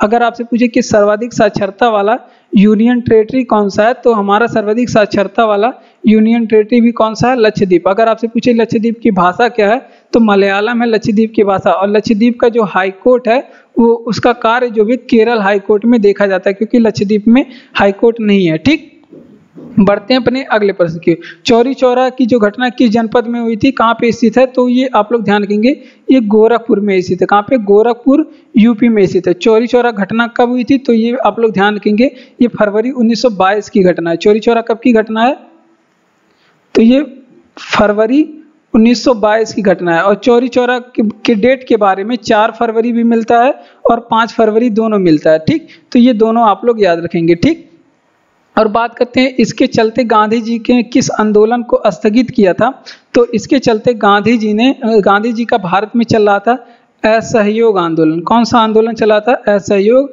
आंदोलन इस भारत में चल रहा था गांधी जी का। और असहयोग आंदोलन 1922 में गांधी जी ने इसे स्थगित किया था। और असहयोग आंदोलन पूछा जाता है शुरू कब हुआ था, तो 1920 में असहयोग आंदोलन शुरू किया था। और असहयोग आंदोलन को समाप्ति का जो निर्णय है वो गांधी जी ने किस अधिवेशन में लिया था, तो बारदोली अधिवेशन में गांधी जी ने इसे समाप्त करने का निर्णय लिया था। किस कांग्रेस के किस अधिवेशन में, तो ये भी आप लोग ध्यान रखेंगे, कांग्रेस के बारदोली अधिवेशन में 1922 में जो चौरी चौरा घटना की वजह से जो असहयोग आंदोलन है उसे स्थित करने का गांधी जी ने क्या किया था, फैसला लिया था। चौरी चौरा घटना किस जनपद में है, तो ये आप लोग ध्यान रखेंगे, गोरखपुर उत्तर प्रदेश में है। और ये घटना कब हुई थी, 5 फरवरी 1922 की घटना है। और इसके चलते गांधी जी ने असहयोग आंदोलन को क्या कर दिया था, रद्द कर दिया गया था। और असहयोग आंदोलन गांधी जी ने शुरू कब किया था, 1922 में शुरू किया था। और समाप्ति का निर्णय असहयोग आंदोलन को बारदोली अधिवेशन में गांधी जी ने दिया था। भारत में सर्वाधिक तापांतर कहाँ पाया जाता है, तो भारत में सर्वाधिक तापांतर थार मरुस्थल में पाया जाता है। कहाँ पे, थार मरुस्थल में भारत में सर्वाधिक तापांतर पाया जाता है। और थार मरुस्थल के बारे में बात करेंगे, ये दक्षिण एशिया का सबसे बड़ा मरुस्थल है। दक्षिण एशिया का क्या है, सबसे बड़ा मरुस्थल है। ये भी आप लोग ध्यान रखेंगे, दक्षिण एशिया का सबसे बड़ा मरुस्थल क्या है, थार मरुस्थल ही है।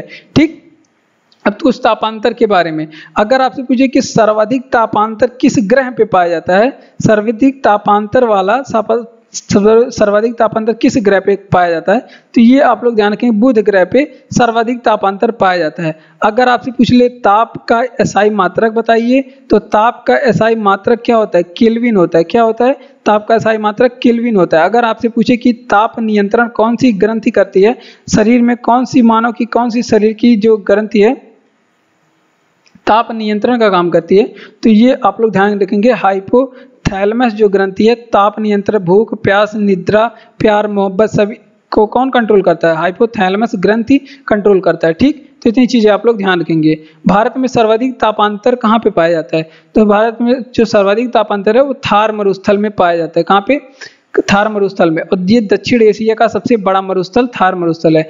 सर्वाधिक तापांतर वाला ग्रह पूछ ले आपसे कौन सा है, तो बुध ग्रह है सर्वाधिक तापांतर वाला ग्रह। और ताप का एसआई मात्रक आपसे पूछे क्या होता है, तो ताप का एसआई मात्रक क्या होता है, केल्विन होता है ताप का एसआई मात्रक। और ताप नियंत्रण शरीर की कौन सी ग्रंथि करती है, तो हाइपोथैलेमस ग्रंथि शरीर में ताप नियंत्रण का काम करती है। बढ़ते हैं अपने अगले प्रश्न की ओर। अगला प्रश्न है, बांग्लादेश की सीमा कितने राज्यों से, तो भारत के 5 राज्यों से सीमा लगती है। और ये पेट में पूछा गया प्रश्न है, पेट में पूछा गया प्रश्न है, ये भी आप लोग ध्यान रखेंगे। किस किस राज्यों से, देखिए पश्चिम बंगाल से लगती है, पश्चिम बंगाल से लगती है, असम से लगती है सीमा, और फिर आपका असम के, और ये आपका कौन सा शिलोंग यानी कि मेघालय से लगती है सीमा, मेघालय से भी सीमा लगती है। और त्रिपुरा से तो लगेगा ही लगेगा, त्रिपुरा 3 ओर से बांग्लादेश से घिरा है। और मिजोरम से सीमा लगता है, मिजोरम से सीमा लगता है। इस तरह से 5 राज्यों की सीमा बांग्लादेश के साथ लगती है। बांग्लादेश के बारे में कुछ इंपॉर्टेंट प्रश्न, जैसे आपसे पूछ ले कि बांग्लादेश की राजधानी क्या है, तो बांग्लादेश की राजधानी ढाका है। और बांग्लादेश की आपसे पूछ ले कि मुद्रा क्या है, तो बांग्लादेश की मुद्रा क्या है, टका है। बांग्लादेश के संसद का क्या नाम है, तो बांग्लादेश की संसद का नाम जातीय संसद है। क्या है? जातीय संसद है बांग्लादेश की संसद का नाम। और आपसे पूछे कि बांग्लादेश तीन ओर से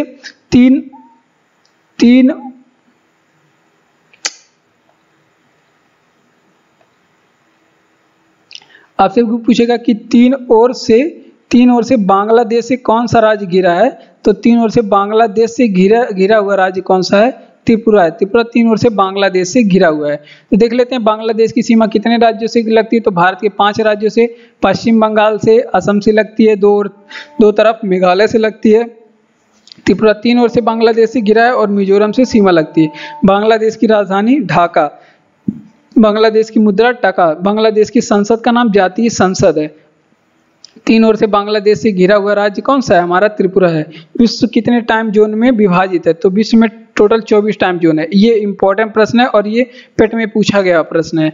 तो ये देखिए, अगर आपसे पूछे कि विश्व की जो मानक समय रेखा है, विश्व की मानक समय रेखा उसे क्या कहते हैं? तो वो 0 डिग्री देशांतर होती है। क्या? विश्व की मानक समय रेखा को किसे कहते हैं? 0 डिग्री देशांतर को कहते हैं।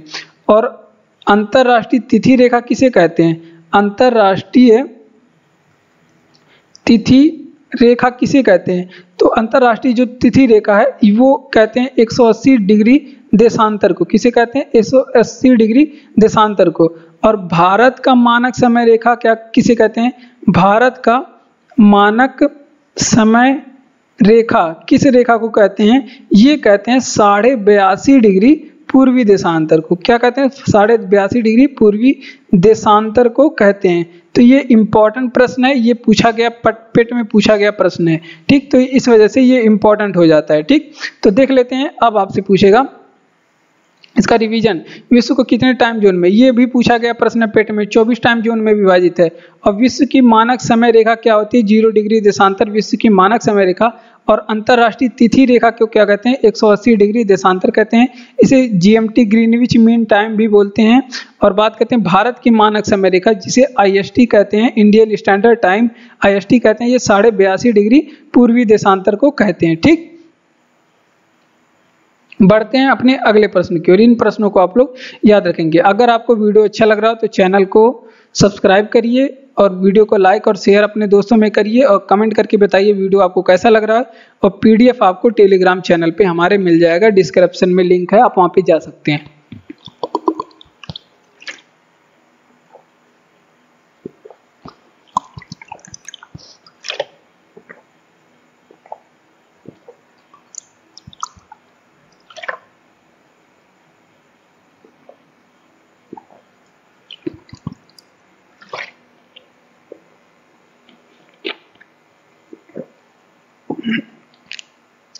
अगला प्रश्न है, और ये पेट में पूछा गया प्रश्न नहीं है, इसकी जगह पे कोई दूसरा प्रश्न पूछा गया था। इसके स्थान पे हमने लिया था भारत में विश्व में वर्तमान समय में सर्वाधिक जनसंख्या वाला देश हो चुका है। और सेकंड नंबर पे कौन हो चुका है? इस समय चीन हो चुका है। सेकंड नंबर पे जनसंख्या के मामले में चीन हो चुका है। और आपसे पूछे कि विश्व में सबसे कम जनसंख्या किस देश की है? तो सबसे कम जनसंख्या वाला देश कौन सा है? वेटिकन सिटी है। किसकी है सबसे कम जनसंख्या? वेटिकन सिटी की है। विश्व में सबसे कम जनसंख्या वाला देश है। और आपसे पूछे कि एशिया में विश्व की जनसंख्या का कितना % जनसंख्या एशिया में निवास करती है? अगर आपसे पूछे कि एशिया की जनसंख्या कितनी है, तो एशिया की जनसंख्या के बारे में बात करेंगे तो विश्व की जनसंख्या का लगभग 60% जनसंख्या एशिया में निवास करती है। और विश्व जनसंख्या दिवस कब मनाया जाता है? विश्व जनसंख्या दिवस कब मनाया जाता है?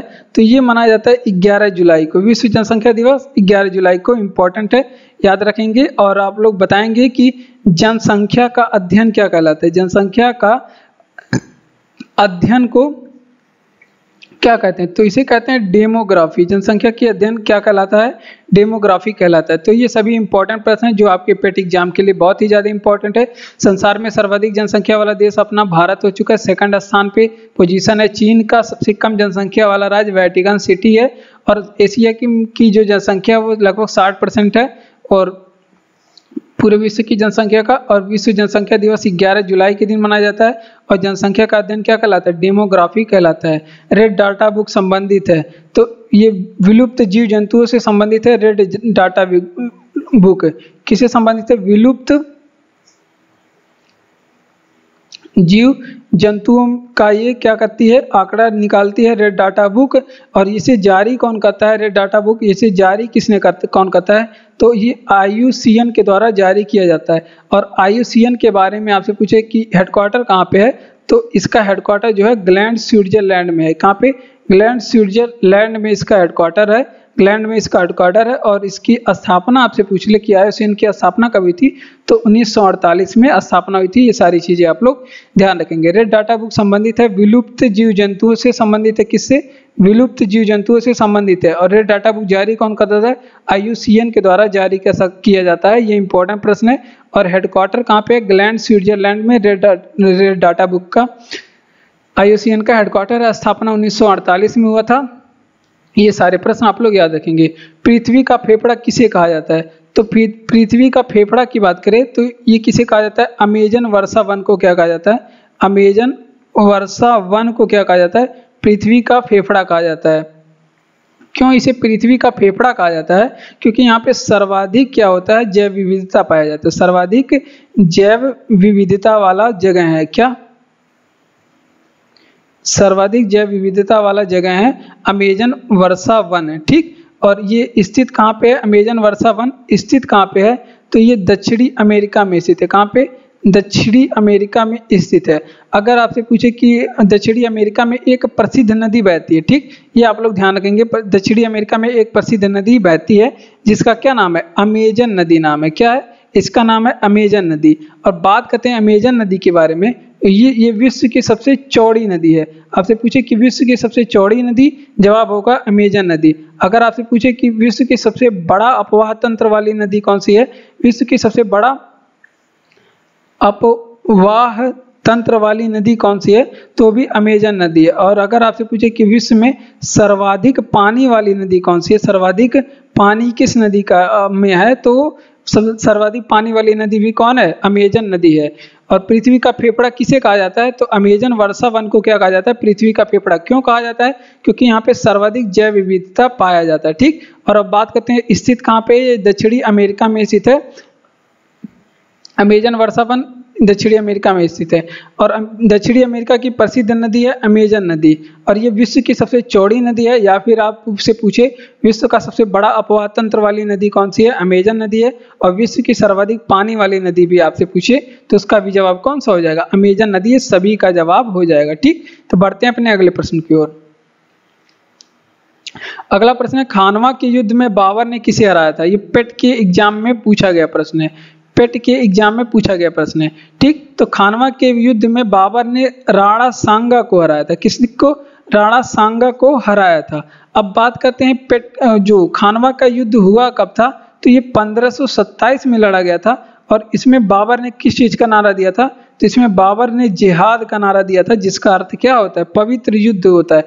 और खानवा के युद्ध के बारे में ये भी पूछा जाता है कि इसके दौरान इसके बाद बाबर ने कौन सी उपाधि धारण की? तो ये भी पूछा जाता है कि खानवा युद्ध के बाद बाबर ने कौन सी उपाधि धारण की? तो इसके बाद बाबर ने गाजी की उपाधि धारण की। गाजी की उपाधि धारण की। और बाबर का मूल नाम क्या था? बाबर का मूल नाम क्या था? तो इसका नाम था जहीरुद्दीन मोहम्मद बाबर इसका मूल नाम था। ठीक। जहीरुद्दीन इसका मूल नाम था।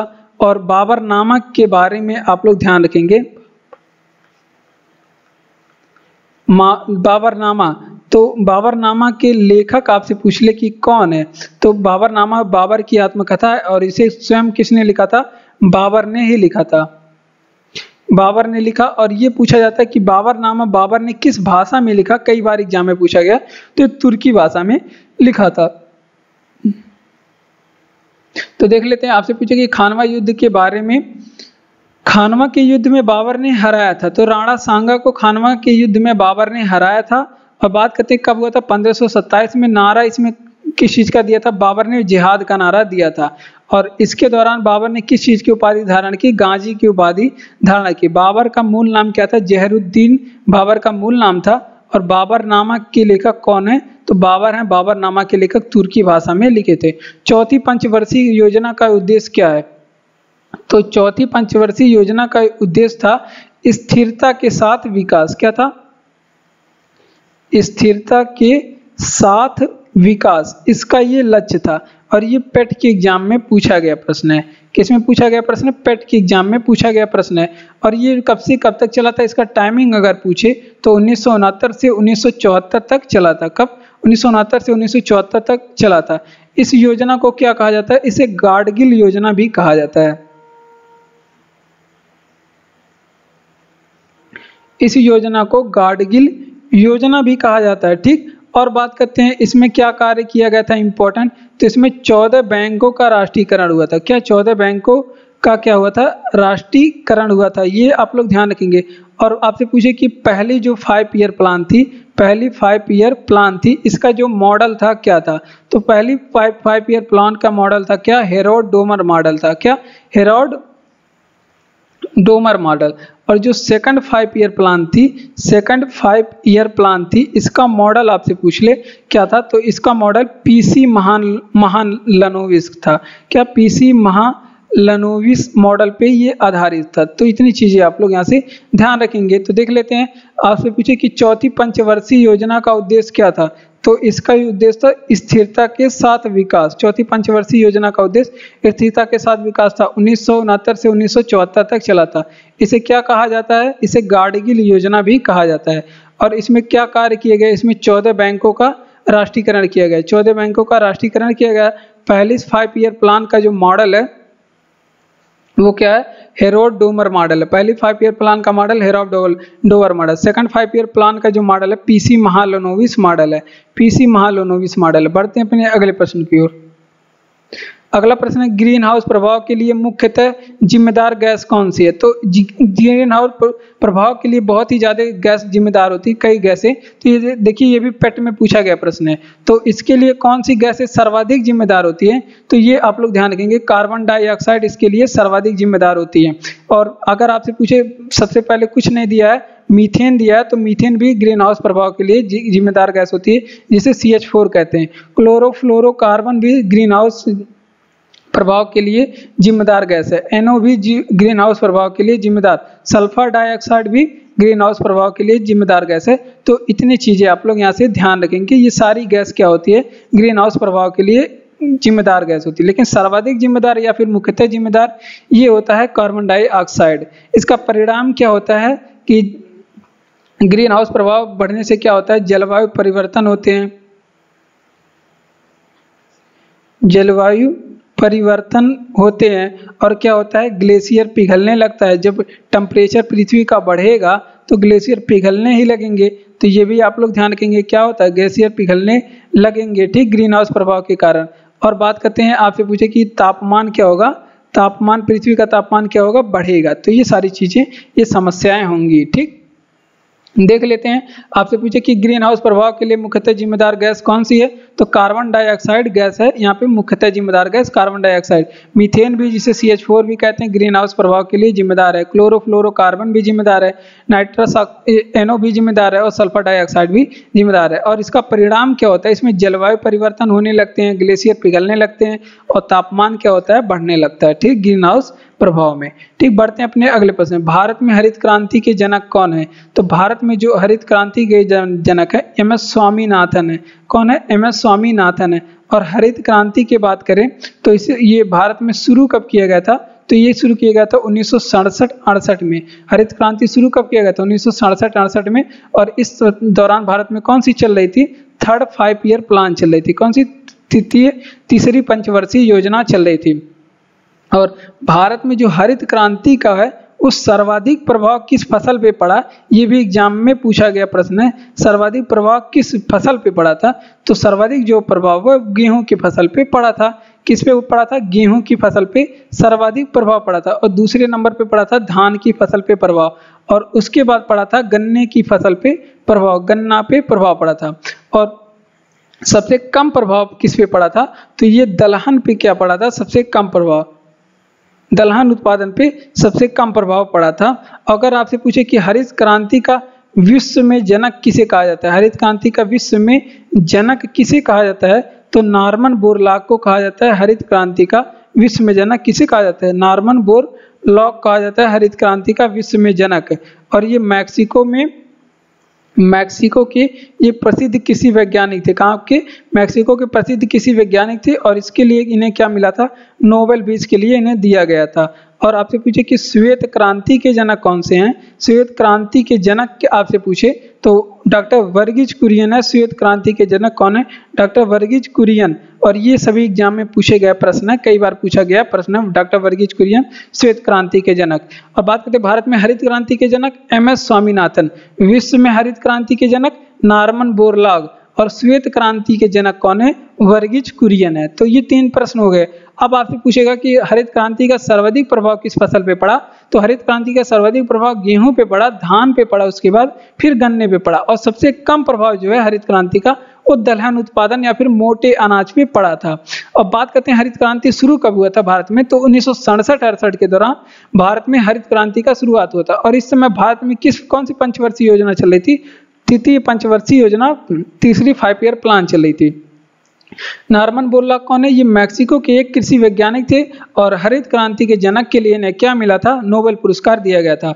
बांग्लादेश का राष्ट्रीय गान क्या है? तो बांग्लादेश का राष्ट्रीय गान अमार सुनार बांग्ला है। क्या है? अमार सुनार बांग्ला है बांग्लादेश का राष्ट्रीय गान। और बांग्लादेश की वर्तमान समय में प्रधानमंत्री कौन है?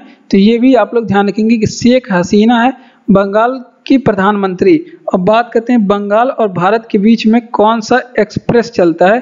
कौन सा मतलब कौन सी एक्सप्रेस चलती है? तो यहाँ पे कौन कौन सी ट्रेन चलती है? तो बंधन एक्सप्रेस चलता है और थार एक्सप्रेस चलता है और मिताली एक्सप्रेस चलता है। ये 3 ट्रेन चलती है भारत और बांग्लादेश के बीच में, थार एक्सप्रेस, बंधन एक्सप्रेस और मिताली एक्सप्रेस।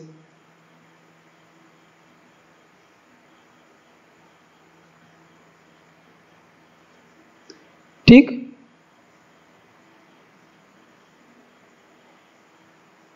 और आपसे पूछे कि 3 बीघा गलियारा किन 2 देशों के बीच में है? 3 बीघा गलियारे की बात करें, 3 बीघा गलियारा ये कहाँ पे है? तो ये भारत एंड बांग्लादेश के बीच में है। भारत और बांग्लादेश के बीच में इसी तरह 3 बीघा गलियारा। और आपसे पूछे कि बांग्लादेश के बारे में, तो इसका गठन कब हुआ था? ये भी आप लोग बताएंगे। तो इसका गठन हुआ था 1971 में बांग्लादेश का गठन हुआ था। तो ये सारी चीजें आप लोग यहाँ से ध्यान रखेंगे।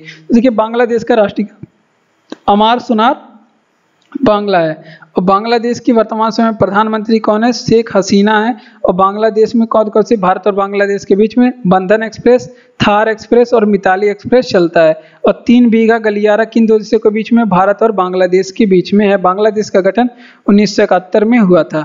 बढ़ते हैं अपने अगले प्रश्न। बैंकों के राष्ट्रीयकरण के लिए शर्तें निर्धारित की गई थी।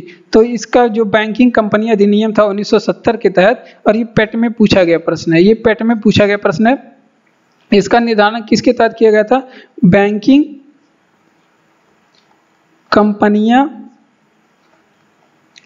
अधिनियम 1970 में आया था, इसके तहत किया गया था। और कुछ बैंकों से संबंधित समिति थी। जैसे आपसे पूछेगा कि नरसिम्हा समिति का संबंध किससे है?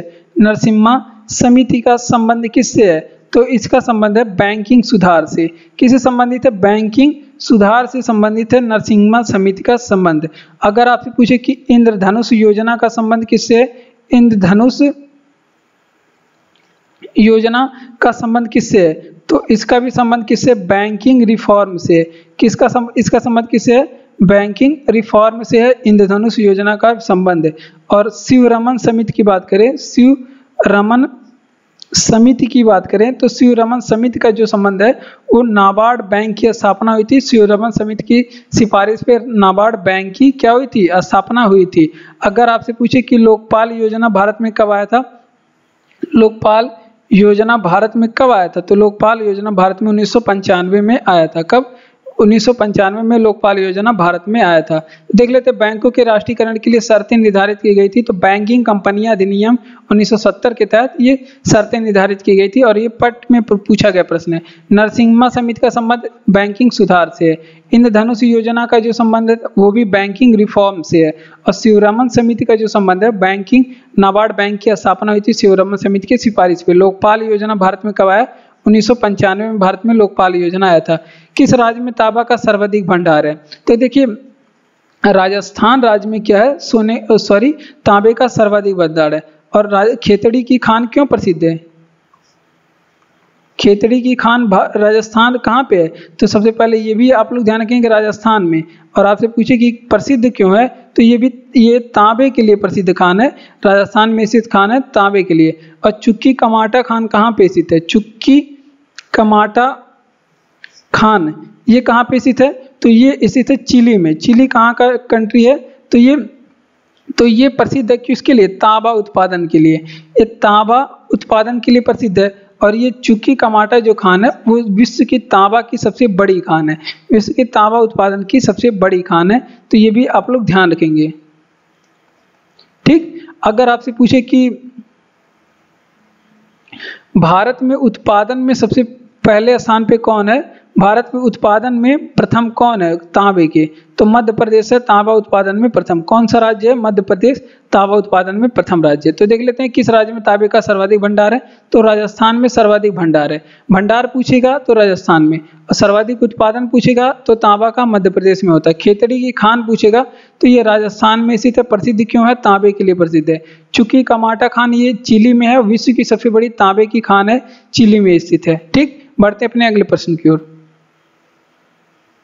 भारत में अर्थव्यवस्था में नई आर्थिक नीति की शुरुआत कब से हुआ? ये पेट में पूछा गया प्रश्न है।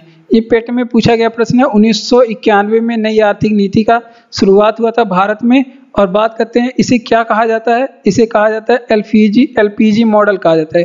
क्या कहा जाता है इसे? LPG model.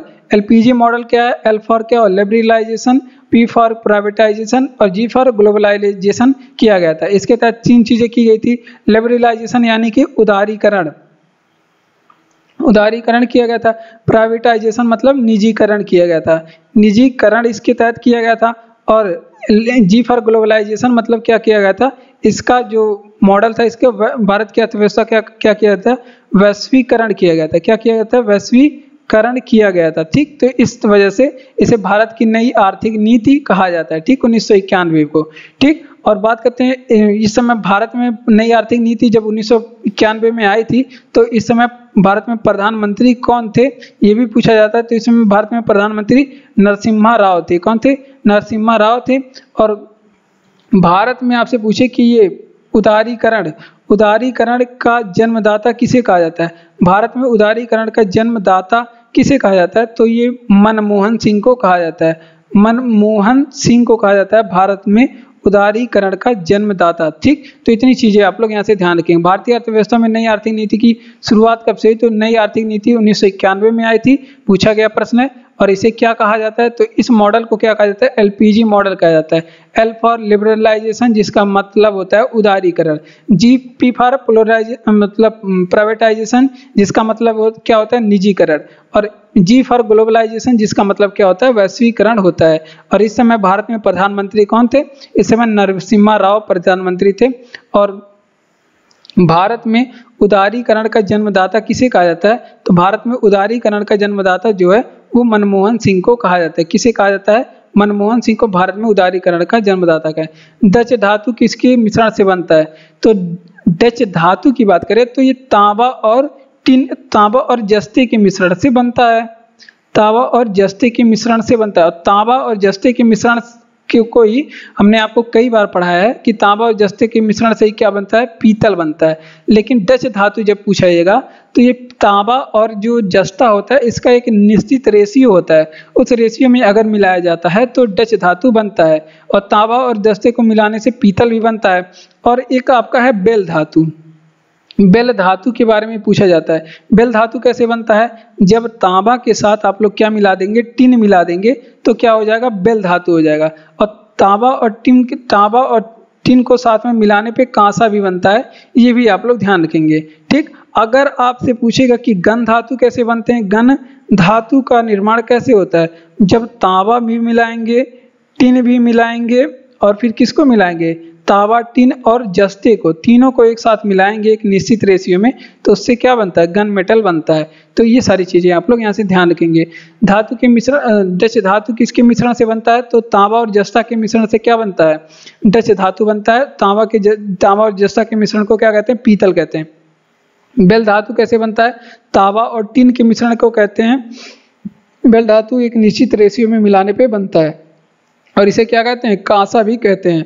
और घन धातु कैसे बनता है, तांबा के साथ टिन और जस्ता तीनों मिलाएंगे तो आपको घन धातु मिलेगा। ठीक, और कांग्रेस की पहली महिला अध्यक्ष पूछे तो इसका जवाब हो जाएगा एनी बेसेंट। कांग्रेस की पहली महिला अध्यक्ष एनी बेसेंट। और कौन से अधिवेशन था, 1917 का कोलकाता अधिवेशन की ये अध्यक्षता की थी, कोलकाता अधिवेशन की ये अध्यक्षता की थी। अब बात करें, अगर आपसे पूछे कि कांग्रेस की पहली भारतीय महिला अध्यक्ष कौन सी, कांग्रेस की पहली भारतीय महिला अध्यक्ष पूछ ले, अब इसका जवाब कुछ दूसरा होगा, तो इसका जवाब क्या हो जाएगा, सरोजिनी नायडू। कांग्रेस की पहली भारतीय महिला अध्यक्ष पूछे तो सरोजिनी नायडू। ये यहीं से प्रश्न कंफ्यूजन करता है बच्चों को। तो ये बनी थी कब, तो ये 1925 की जो कोलकाता अधिवेशन थी, 1925 में हुआ था कानपुर अधिवेशन। कानपुर अधिवेशन की ये अध्यक्षता करी थी। और कांग्रेस के, अगर आपसे पूछे कि पहले अध्यक्ष कौन थे, कांग्रेस के पहले अध्यक्ष किसे बनाया गया था, तो व्योमेश चंद्र बनर्जी या फिर WC बनर्जी थे कांग्रेस के पहले अध्यक्ष। और बात करते हैं स्वतंत्रता के समय कांग्रेस के अध्यक्ष कौन थे, स्वतंत्रता के समय कांग्रेस के अध्यक्ष कौन थे, तो ये भी आप लोग ध्यान रखेंगे, JB कृपलानी थे स्वतंत्रता के समय कांग्रेस के अध्यक्ष। ठीक, तो एक बार फिर से रिवीजन करेंगे। आपसे पूछेगी कांग्रेस की पहली महिला अध्यक्ष कौन थी, तो एनी बेसेंट थी कांग्रेस की पहली महिला अध्यक्ष। 1917 में कोलकाता अधिवेशन की अध्यक्षता की गई, कहाँ की, कोलकाता अधिवेशन की। और भारत की पहली महिला अध्यक्ष कौन है, तो सरोजिनी नायडू है। भारत की पहली महिला अध्यक्ष कौन है, सरोजिनी नायडू है। 1925 के कानपुर अधिवेशन की अध्यक्षता करी थी, कानपुर अधिवेशन की अध्यक्षता।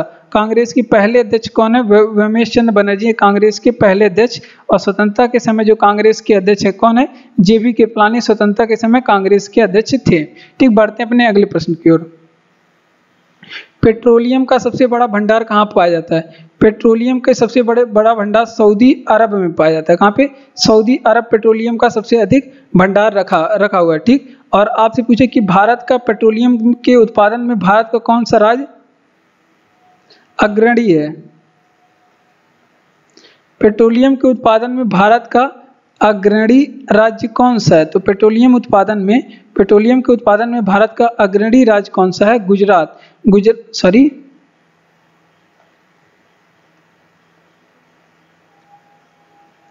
राजस्थान में किया जाता है पेट्रोलियम का सर्वाधिक उत्पादन। अब डिगबोई कहाँ पे स्थित है, डिगबोई कहाँ पे स्थित है, तो डिगबोई जो है असम में स्थित है। और ये क्यों फेमस है, क्योंकि यहाँ से भी क्या मिला जाता है, पेट्रोलियम का उत्पादन किया जाता है। डिगबोई असम में कई बार पूछा गया एग्जाम में।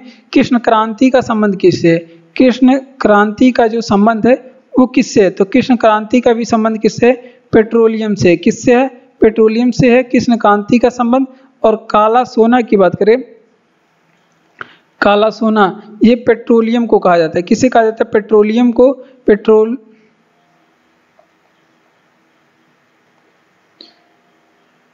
पेट्रोलियम को ही काला सोना कहा जाता है, या फिर पेट्रोलियम को काला सोना कहा जाता है, या फिर वो क्या बोलते हैं, कोयले को भी काला सोना कहा जाता है।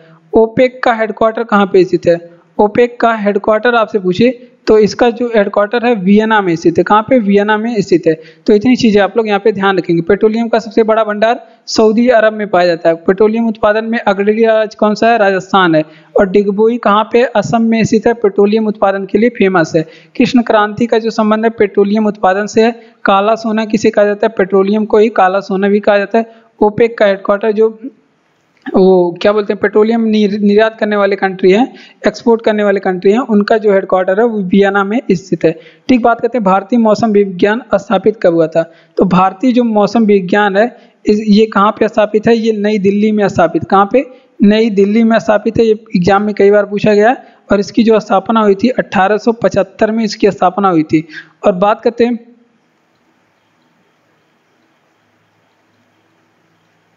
विश्व मौसम विज्ञान संगठन की, विश्व मौसम विज्ञान संगठन, इसका जो हेडक्वार्टर है वो कहाँ पे स्थित है। तो विश्व मौसम विज्ञान संगठन का जो हेडक्वार्टर है जिनेवा में स्थित है। और जिनेवा कहाँ पे है, स्विट्जरलैंड में, कहाँ पे, स्विट्जरलैंड जिनेवा में स्थित है। और विश्व मौसम विज्ञान दिवस कब मनाते हैं, तो ये मनाते हैं 23 मार्च के दिन। विश्व मौसम विज्ञान दिवस कब मनाते हैं, 23 मार्च के दिन। विश्व मौसम दिवस कब मनाते हैं, 23 मार्च के दिन। और जो मौसम संबंधित जो सभी घटना है वो किस मंडल में होती हैं, मौसम संबंधित जो सभी घटना है ये वो किस मंडल में होती है, तो वो क्षोभ मंडल में होती है। किस मंडल में, क्षोभ मंडल में मौसम संबंधित सभी घटनाएं होती है। और मौसम का जो अध्ययन है वो किसे कहा जाता है, मौसम का अध्ययन किसे कहा जाता है, तो मौसम का अध्ययन क्या कहलाता है, मीटेरियोलॉजी कहलाता है। क्या कहलाता है, मीटेरियोलॉजी कहलाता है। मौसम का अध्ययन मीटेरियोलॉजी कहलाता है। ठीक, तो इतनी चीजें आप लोग ध्यान रखेंगे। तो देख लेते हैं मौसम विज्ञान विभाग की स्थापना कब हुई थी, तो नई दिल्ली में इसकी स्थापना हुई थी 1875 में। विश्व मौसम विज्ञान संगठन का जो हेडक्वार्टर है वो जिनेवा स्विट्जरलैंड में है। विश्व मौसम विज्ञान संगठन का हेडक्वार्टर। विश्व मौसम विज्ञान दिवस का मनाते हैं 23 मार्च के दिन मनाते हैं। मौसम संबंधी जो सभी घटनाएं वो क्षोभ मंडल में होती है। और जो बात करते हैं मौसम के अध्ययन को क्या कहते हैं, मौसम के अध्ययन को मीटेरियोलॉजी कहते हैं। ठीक, बढ़ते हैं अपने अगले प्रश्न की ओर। अगला प्रश्न है कि डोबर की जल संधि किसे जोड़ती है। तो डोबर की जल संधि अभी हमने बताया कि इंग्लिश चैनल और किसे जोड़ती है, इंग्लिश चैनल को, यहाँ पे चैनल से बात करता है, इंग्लिश चैनल को जोड़ने का काम उत्तरी सागर से।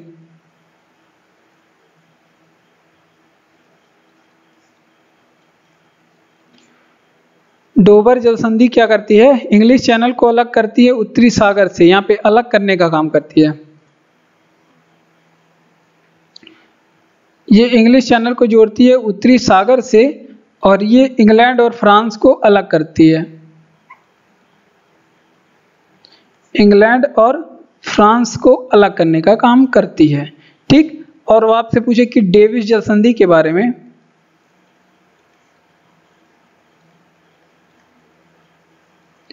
डेविस जल संधि क्या करती है, ये बेफिन की खाड़ी और अटलांटिक महासागर को जोड़ती है।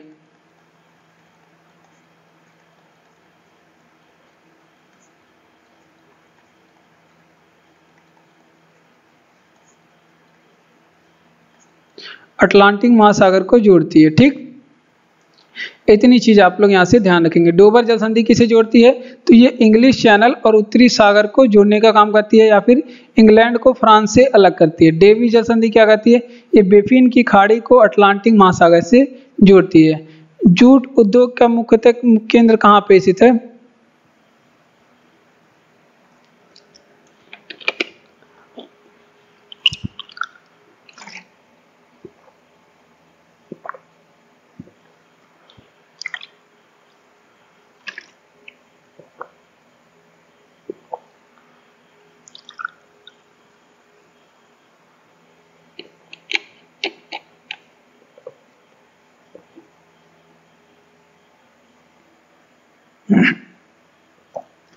जूट उद्योग मुख्यतः कहाँ केंद्रित है, तो जूट उद्योग पश्चिम बंगाल में स्थित है। कहाँ पे, पश्चिम बंगाल में, क्योंकि भारत में जूट का उत्पादन वहीं पे होता है, गंगा ब्रह्मपुत्र जो डेल्टाई क्षेत्र है वहाँ पे।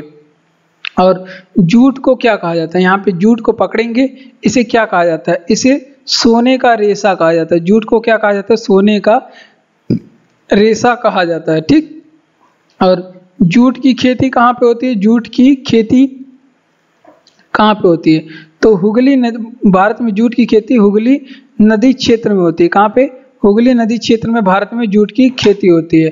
ठीक, अगर आपसे पूछे कि विश्व में सर्वाधिक जूट उत्पादन कौन सा देश करता है, विश्व में सर्वाधिक जूट का उत्पादन कौन सा कंट्री करता है, तो विश्व में सर्वाधिक जूट का उत्पादन बांग्लादेश करता है। कौन सा देश करता है, बांग्लादेश करता है। और बात करते हैं वो कहाँ पे उत्पादन होता है, तो ये गंगा और ब्रह्मपुत्र की डेल्टाई क्षेत्र पे ये जूट का उत्पादन होता है। गंगा और ब्रह्मपुत्र के डेल्टा क्षेत्र में क्या होता है, जूट का उत्पादन होता है। तो देख लेते हैं, आपसे पूछे कि जूट उद्योग मुख्यतः कहाँ केंद्रित है, तो पश्चिम बंगाल में केंद्रित है। जूट को क्या कहा जाता है, इसे सोने का रेशा कहा जाता है। जूट की खेती के लिए भारत में हुगली नदी क्षेत्र फेमस है। कहाँ पे, हुगली नदी क्षेत्र में जूट की खेती। विश्व में सर्वाधिक जूट उत्पादन कहाँ पे होता है, बांग्लादेश में होता है। और उत्पादन कहाँ पे, गंगा ब्रह्मपुत्र के डेल्टाई क्षेत्र में। और भारतीय संविधान की मुख्य विशेषता क्या है, ये एग्जाम में पेट में पूछा गया प्रश्न है। तो इसकी मुख्य विशेषता क्या है, तो ये कठोर और लचीला संविधान है। क्या है, कठोर एंड भारत का संविधान जो है सर्वाधिक कठोर और सर्वाधिक लचीला है। ठीक, और भारत का जो संविधान है वो लिखित संविधान है, इसकी एक विशेषता ये भी हो जाए। और भारत में संविधान की क्या है, भारत में संविधान की सर्वोच्चता है। भारत में क्या है, संविधान की सर्वोच्चता है। और इसमें क्या है, द्विसदनीय विधायक व्यवस्थापिका है। भारत में क्या है, द्विसदनीय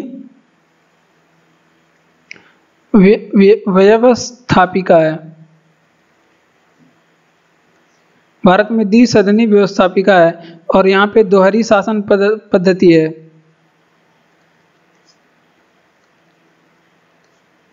दोहरी शासन प्रणाली भी है। और विशाल, भारत का जो संविधान है वो सबसे विशाल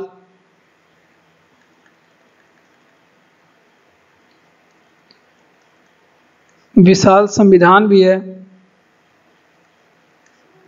और बात करते हैं, लोकतांत्रिक गणराज्य का भी निर्माण करता है।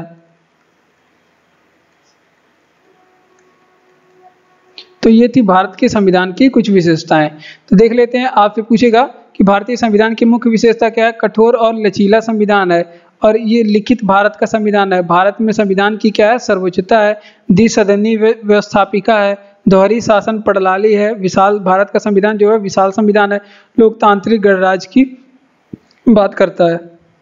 ये सभी भारतीय संविधान की विशेषताएं हैं।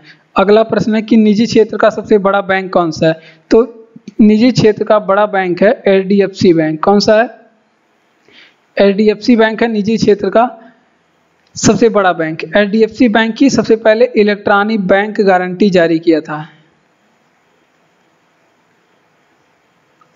इलेक्ट्रॉनिक बैंक गारंटी ये सबसे पहले जारी करने वाला बैंक है HDFC बैंक।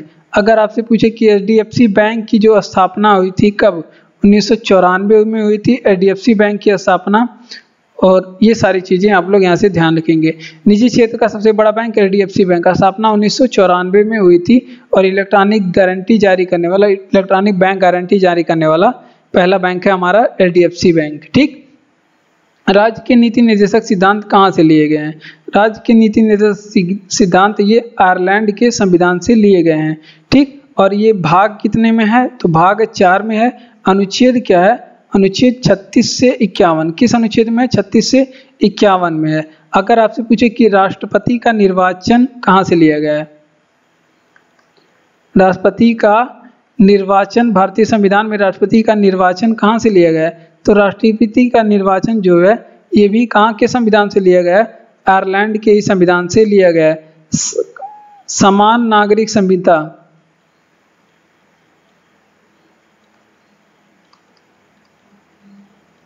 समान नागरिक संहिता ये किस अनुच्छेद में है, तो समान नागरिक संहिता ये कॉमन सिविल कोड ये अनुच्छेद नंबर कितने में है, 44 में है। ये आप लोग ध्यान रखेंगे। और DPSP ये वाद्य योग्य नहीं होता, ये न्यायालय में वाद्य योग्य क्या होता है, नहीं होता है। ये भी आप लोग ध्यान रखेंगे DPSP। और DPSP को बात करें, राज्य के नीति निर्देशक तत्व को चेक किसने कहा, तो KT शाह ने इसे चेक कह के भी संबोधित किया। किसने, KT शाह ने। तो इतनी चीजें यहाँ से आप लोग याद रखेंगे। तो देख लेते हैं राज्य के नीति निर्देशक सिद्धांत कहाँ से लिए गए हैं, तो आयरलैंड के संविधान से लिए गए हैं। और इसे भाग 4 में रखा गया है। अनुच्छेद कितना है, 36 से 51 है। राष्ट्रपति का निर्वाचन किस अनुच्छेद कहाँ से लिया गया, ये भी आयरलैंड के संविधान से लिया गया। समान नागरिक संहिता अनुच्छेद 44 में है। और DPSP ये न्यायालय में वाद्य योग्य नहीं है, ये भी आप लोग ध्यान रखेंगे। सती प्रथा का प्रथम साक्ष्य किस अभिलेख से मिलता है? तो सती प्रथा का प्रथम साक्ष्य एरण अभिलेख से मिलता है। किस अभिलेख से मिलता है? एरण अभिलेख से मिलता है। और एरण अभिलेख किससे संबंधित है, किस शासक से संबंधित है? तो एरण अभिलेख का जो संबंध है वो भानुगुप्त से है। भानुगुप्त का संबंध किससे है? एरण अभिलेख से है। ठीक, अगर आपसे पूछेगा गोवा में सती प्रथा का समाप्त किसने किया? गोवा में सती प्रथा को समाप्त किसने करा था? तो अल्फांसो दी अल्बुकर्क ने किया था। गोवा में सती प्रथा को समाप्त किसने किया था? अल्फांसो दी अल्बुकर्क में। और सती प्रथा के अंत में सर्वाधिक प्रयास किसने किया था? तो सती प्रथा के अंत में सर्वाधिक प्रयास किए थे राजा राम मोहन राय। किसने? राजा राम मोहन राय ने सर्वाधिक प्रयास किए थे। और सती प्रथा पे राजा राम मोहन राय के प्रयास से रोक किसने लगाया था? विलियम बेंटिंक ने लगाया था। किसने? विलियम बेंटिंक ने इस पे रोक लगाया था। और विलियम बेंटिंक ने सती प्रथा को रोक कब लगाया था? 1829 में लगाया था। 1829 में सती प्रथा का रोक लगाया था विलियम बेंटिंक ने। और ठगी प्रथा को भी किसने समाप्त करा था? ठगी प्रथा पे रोक किसने लगाया था? तो ठगी प्रथा पे रोक भी किसने लगाया था? विलियम बेंटिंक ने ही लगाया था। किसने? विलियम बेंटिंक ने ठगी प्रथा पे रोक भी लगाया था। कब लगाया था? 1830 में। तो इतनी चीजें आप लोग ध्यान रखेंगे। देखिए, आपसे पूछे सती प्रथा का साक्ष्य किस अभिलेख से प्राप्त हुआ? तो सती प्रथा का साक्ष्य जो है एरण अभिलेख से प्राप्त हुआ। संबंधित किससे? तो भानुगुप्त से संबंधित है एरण अभिलेख। और गोवा में सती प्रथा को समाप्त किसने किया था? तो अल्फांसो दी अल्बुकर्क ने किया था गोवा में सती प्रथा का समाप्त। और ठगी प्रथा को समाप्त किसने किया? विलियम बेंटिंक ने, और 1830 में। और सती प्रथा के अंत में सर्वाधिक प्रयास किए थे राजा राम मोहन राय ने। और इनके बहुत प्रयासों से विलियम बेंटिंक ने क्या करा था? 1829 को सती प्रथा को पे रोक लगाया था। अगला है भारतीय संविधान के अनुच्छेद 19A में क्या है? तो भारतीय संविधान में अनुच्छेद 1 में क्या है? वाक्य एंड अभिव्यक्ति की स्वतंत्रता। क्या है? वाक्य एवं अभिव्यक्ति की स्वतंत्रता। अब बात करते हैं पूरे अनुच्छेद 19 की। तो इसमें कौन कौन सी चीजें की स्वतंत्रता दी गई है? जैसे आपसे पूछे कि सभा करने की स्वतंत्रता किस अनुच्छेद में है? सभा करने की, तो अनुच्छेद ये 19B में है। और आपसे पूछे कि संगठन बनाने की जो स्वतंत्रता है, संगठन बनाने की स्वतंत्रता किस अनुच्छेद में है?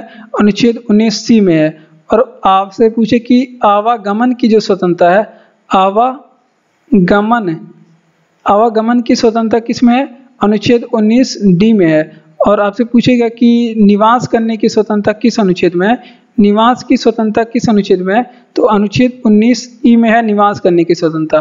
और संपत्ति की जो स्वतंत्रता है वो किस अनुच्छेद में है? संपत्ति की स्वतंत्रता वो अनुच्छेद 19 के F में था। अब इसे क्या कर दिया गया है? समाप्त कर दिया गया है। अब इसे 300 के A में रख के कानूनी अधिकार बना दिया गया या फिर विधिक अधिकार बना दिया गया है। और वो क्या बोलते हैं? रोजगार करने की जो स्वतंत्रता है, रोजगार, कहीं पे आप रोजगार करके कुछ खा पी सकते हैं पूरे भारत में, तो 19G में है। आपका कहीं भी जीवन यापन कर सकते हैं अपना पूरे भारत में, ये बात 19G में कहा गया। ठीक, भारतीय संविधान के अनुच्छेद 19A में क्या कहा गया? ये पेट में पूछा गया सवाल है। और ये जो प्रश्न है 19A में अब वाक और अभिव्यक्ति की स्वतंत्रता है। और ये बात करते हैं, ये जो प्रश्न है ये कई बार एग्जाम में पूछा गया है। सभा करने की स्वतंत्रता किसमें? अनुच्छेद 19B में। संगठन बनाने की स्वतंत्रता 19C में। और आवागमन की जो स्वतंत्रता है अनुच्छेद 19D में। निवास करने की स्वतंत्रता अनुच्छेद 19E में। और संपत्ति की जो स्वतंत्रता है अनुच्छेद 19F में थी, अब इसे समाप्त कर दिया गया था। और भारत में कहीं भी रोजगार करके जीवन यापन करने की जो स्वतंत्रता है 19G में है। प्रस्तावना में संशोधन कब किया गया? तो प्रस्तावना में एकमात्र बार संशोधन हुआ 42वें संविधान संशोधन 1976 के तहत। इसके तहत क्या किया गया? संविधान में 3 शब्द जुड़े थे। ये पूछा जाता है कि कौन कौन से प्रस्तावना में कौन कौन से शब्द जुड़े?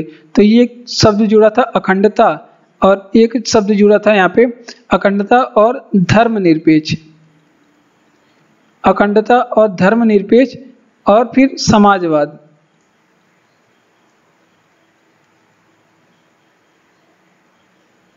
ये 3 शब्द जुड़े थे 42वां संविधान संशोधन 1976 के तहत। इसे क्या कहा जाता है? 42वें संविधान को इसे लघु संविधान कहा जाता है। 42वें संविधान संशोधन को क्या कहा जाता है? इसे लघु संविधान कह के भी संबोधित किया जाता है। अब 42वें संविधान संशोधन के द्वारा ही क्या किया गया था? शिक्षा को क्या किया गया था? इसे राज्य सूची से निकाल करके किस सूची में रखा गया है? इसे समवर्ती सूची में रखा गया है। किस सूची में? समवर्ती सूची में रखा गया है। ये भी आप लोग ध्यान रखेंगे। और इसमें मौलिक कर्तव्यों को भी, भारत में जो मौलिक कर्तव्य हैं शामिल है, अनुच्छेद मौलिक कर्तव्य को भी जोड़ा गया। मौलिक कर्तव्य भी जोड़ा गया 42वां संविधान संशोधन 1976 के तहत। तो देखिए प्रस्तावना में संशोधन कब किया गया? 42वां संविधान संशोधन 1976 के तहत प्रस्तावना में संशोधन किया गया। इसके तहत कुछ शब्द जोड़े गए, अखंडता, धर्मनिरपेक्ष और समाजवादी, इसके कुछ शब्द जुड़े। और इसे क्या कहा जाता है? 42वें संविधान संशोधन को इसे लघु संविधान भी कहा जाता है। शिक्षा को राज्य सूची से निकाल करके समवर्ती सूची में रखा गया, वो 42वां संविधान संशोधन 1976 के तहत। और मौलिक कर्तव्य को भारत में के संविधान में जोड़ा गया 42वें संविधान संशोधन 1976 के तहत थी। और कई चीजें भी इसमें, बहुत सारी चीजें ऐड की गई थी। कार्यपालिका किसके प्रति उत्तरदायी होता है? देखिए ये पेट में पूछा गया प्रश्न है। कार्यपालिका किसके प्रति उत्तरदायी होता है? तो ये विधायिका के प्रति उत्तरदायी होता है। किसके प्रति? विधायिका के प्रति उत्तरदायी होता है। और कार्यपालिका की जो शक्ति होती है वो किस में निहित होती है? कार्यपालिका की जो शक्ति होती है वो आपसे पूछे कि किस में निहित होती है, तो कार्यपालिका की जो समस्त शक्ति है वो राष्ट्रपति में निहित होती है। लेकिन आपसे पूछे कि कार्यपालिका की, आपसे पूछे कि वास्तविक शक्ति किस में होती है? कार्यपालिका की वास्तविक शक्ति किस में होती है? तो कार्यपालिका की वास्तविक शक्ति प्रधानमंत्री में होती है। किसमें? मंत्री में प्रधानमंत्री होती है। और अगर आपसे पूछे कि कार्यपालिका की समस्त सत्ता किस में निहित होती है? कार्यपालिका की समस्त सत्ता किस में निहित होती है? तो कार्यपालिका की जो समस्त सत्ता है, कार्यपालिका की जो समस्त सत्ता है वो किस में निहित होती है? वो मंत्री परिषद में निहित होती है। किसमें? मंत्री परिषद में निहित होती है। और कार्यपालिका किसके अधीन रह के काम करती है? कार्यपालिका के अधीन काम कौन करता है? तो कार्यपालिका के जो अधीन काम न्यायपालिका करती है। क्या करती है? कार्यपालिका के अधीन काम करना न्यायपालिका का काम है। तो ये सारी चीजें आप लोग यहाँ से ध्यान रखेंगे। कार्यपालिका किसके प्रति उत्तरदायी होता है? विधायिका के प्रति। कार्यपालिका की जो सभी शक्तियां हैं किसमें निहित होती हैं? राष्ट्रपति में। लेकिन आपसे पूछे कार्यपालिका की वास्तविक शक्ति किसमें निहित होती है? प्रधानमंत्री में। और कार्यपालिका की जो समस्त सत्ता आपसे पूछे किसमें निहित होती है? तो मंत्री परिषद में। और बात करते हैं कार्यपालिका के किसके अधीन काम करती है? कार्यपालिका के अधीन काम करने वाली संस्था क्या है? न्यायपालिका है। यूरिया में नाइट्रोजन किस रूप में होता है? तो यूरिया में नाइट्रोजन नाइट्रेट के रूप में होता है। यूरिया में नाइट्रोजन कितने % होता है? तो 46% होता है। यूरिया में नाइट्रोजन कितना होता है? 46%। और कुछ चीजें जैसे यूरिया को रक्त से फिल्टर करने का काम कौन सा भाग करता है शरीर का?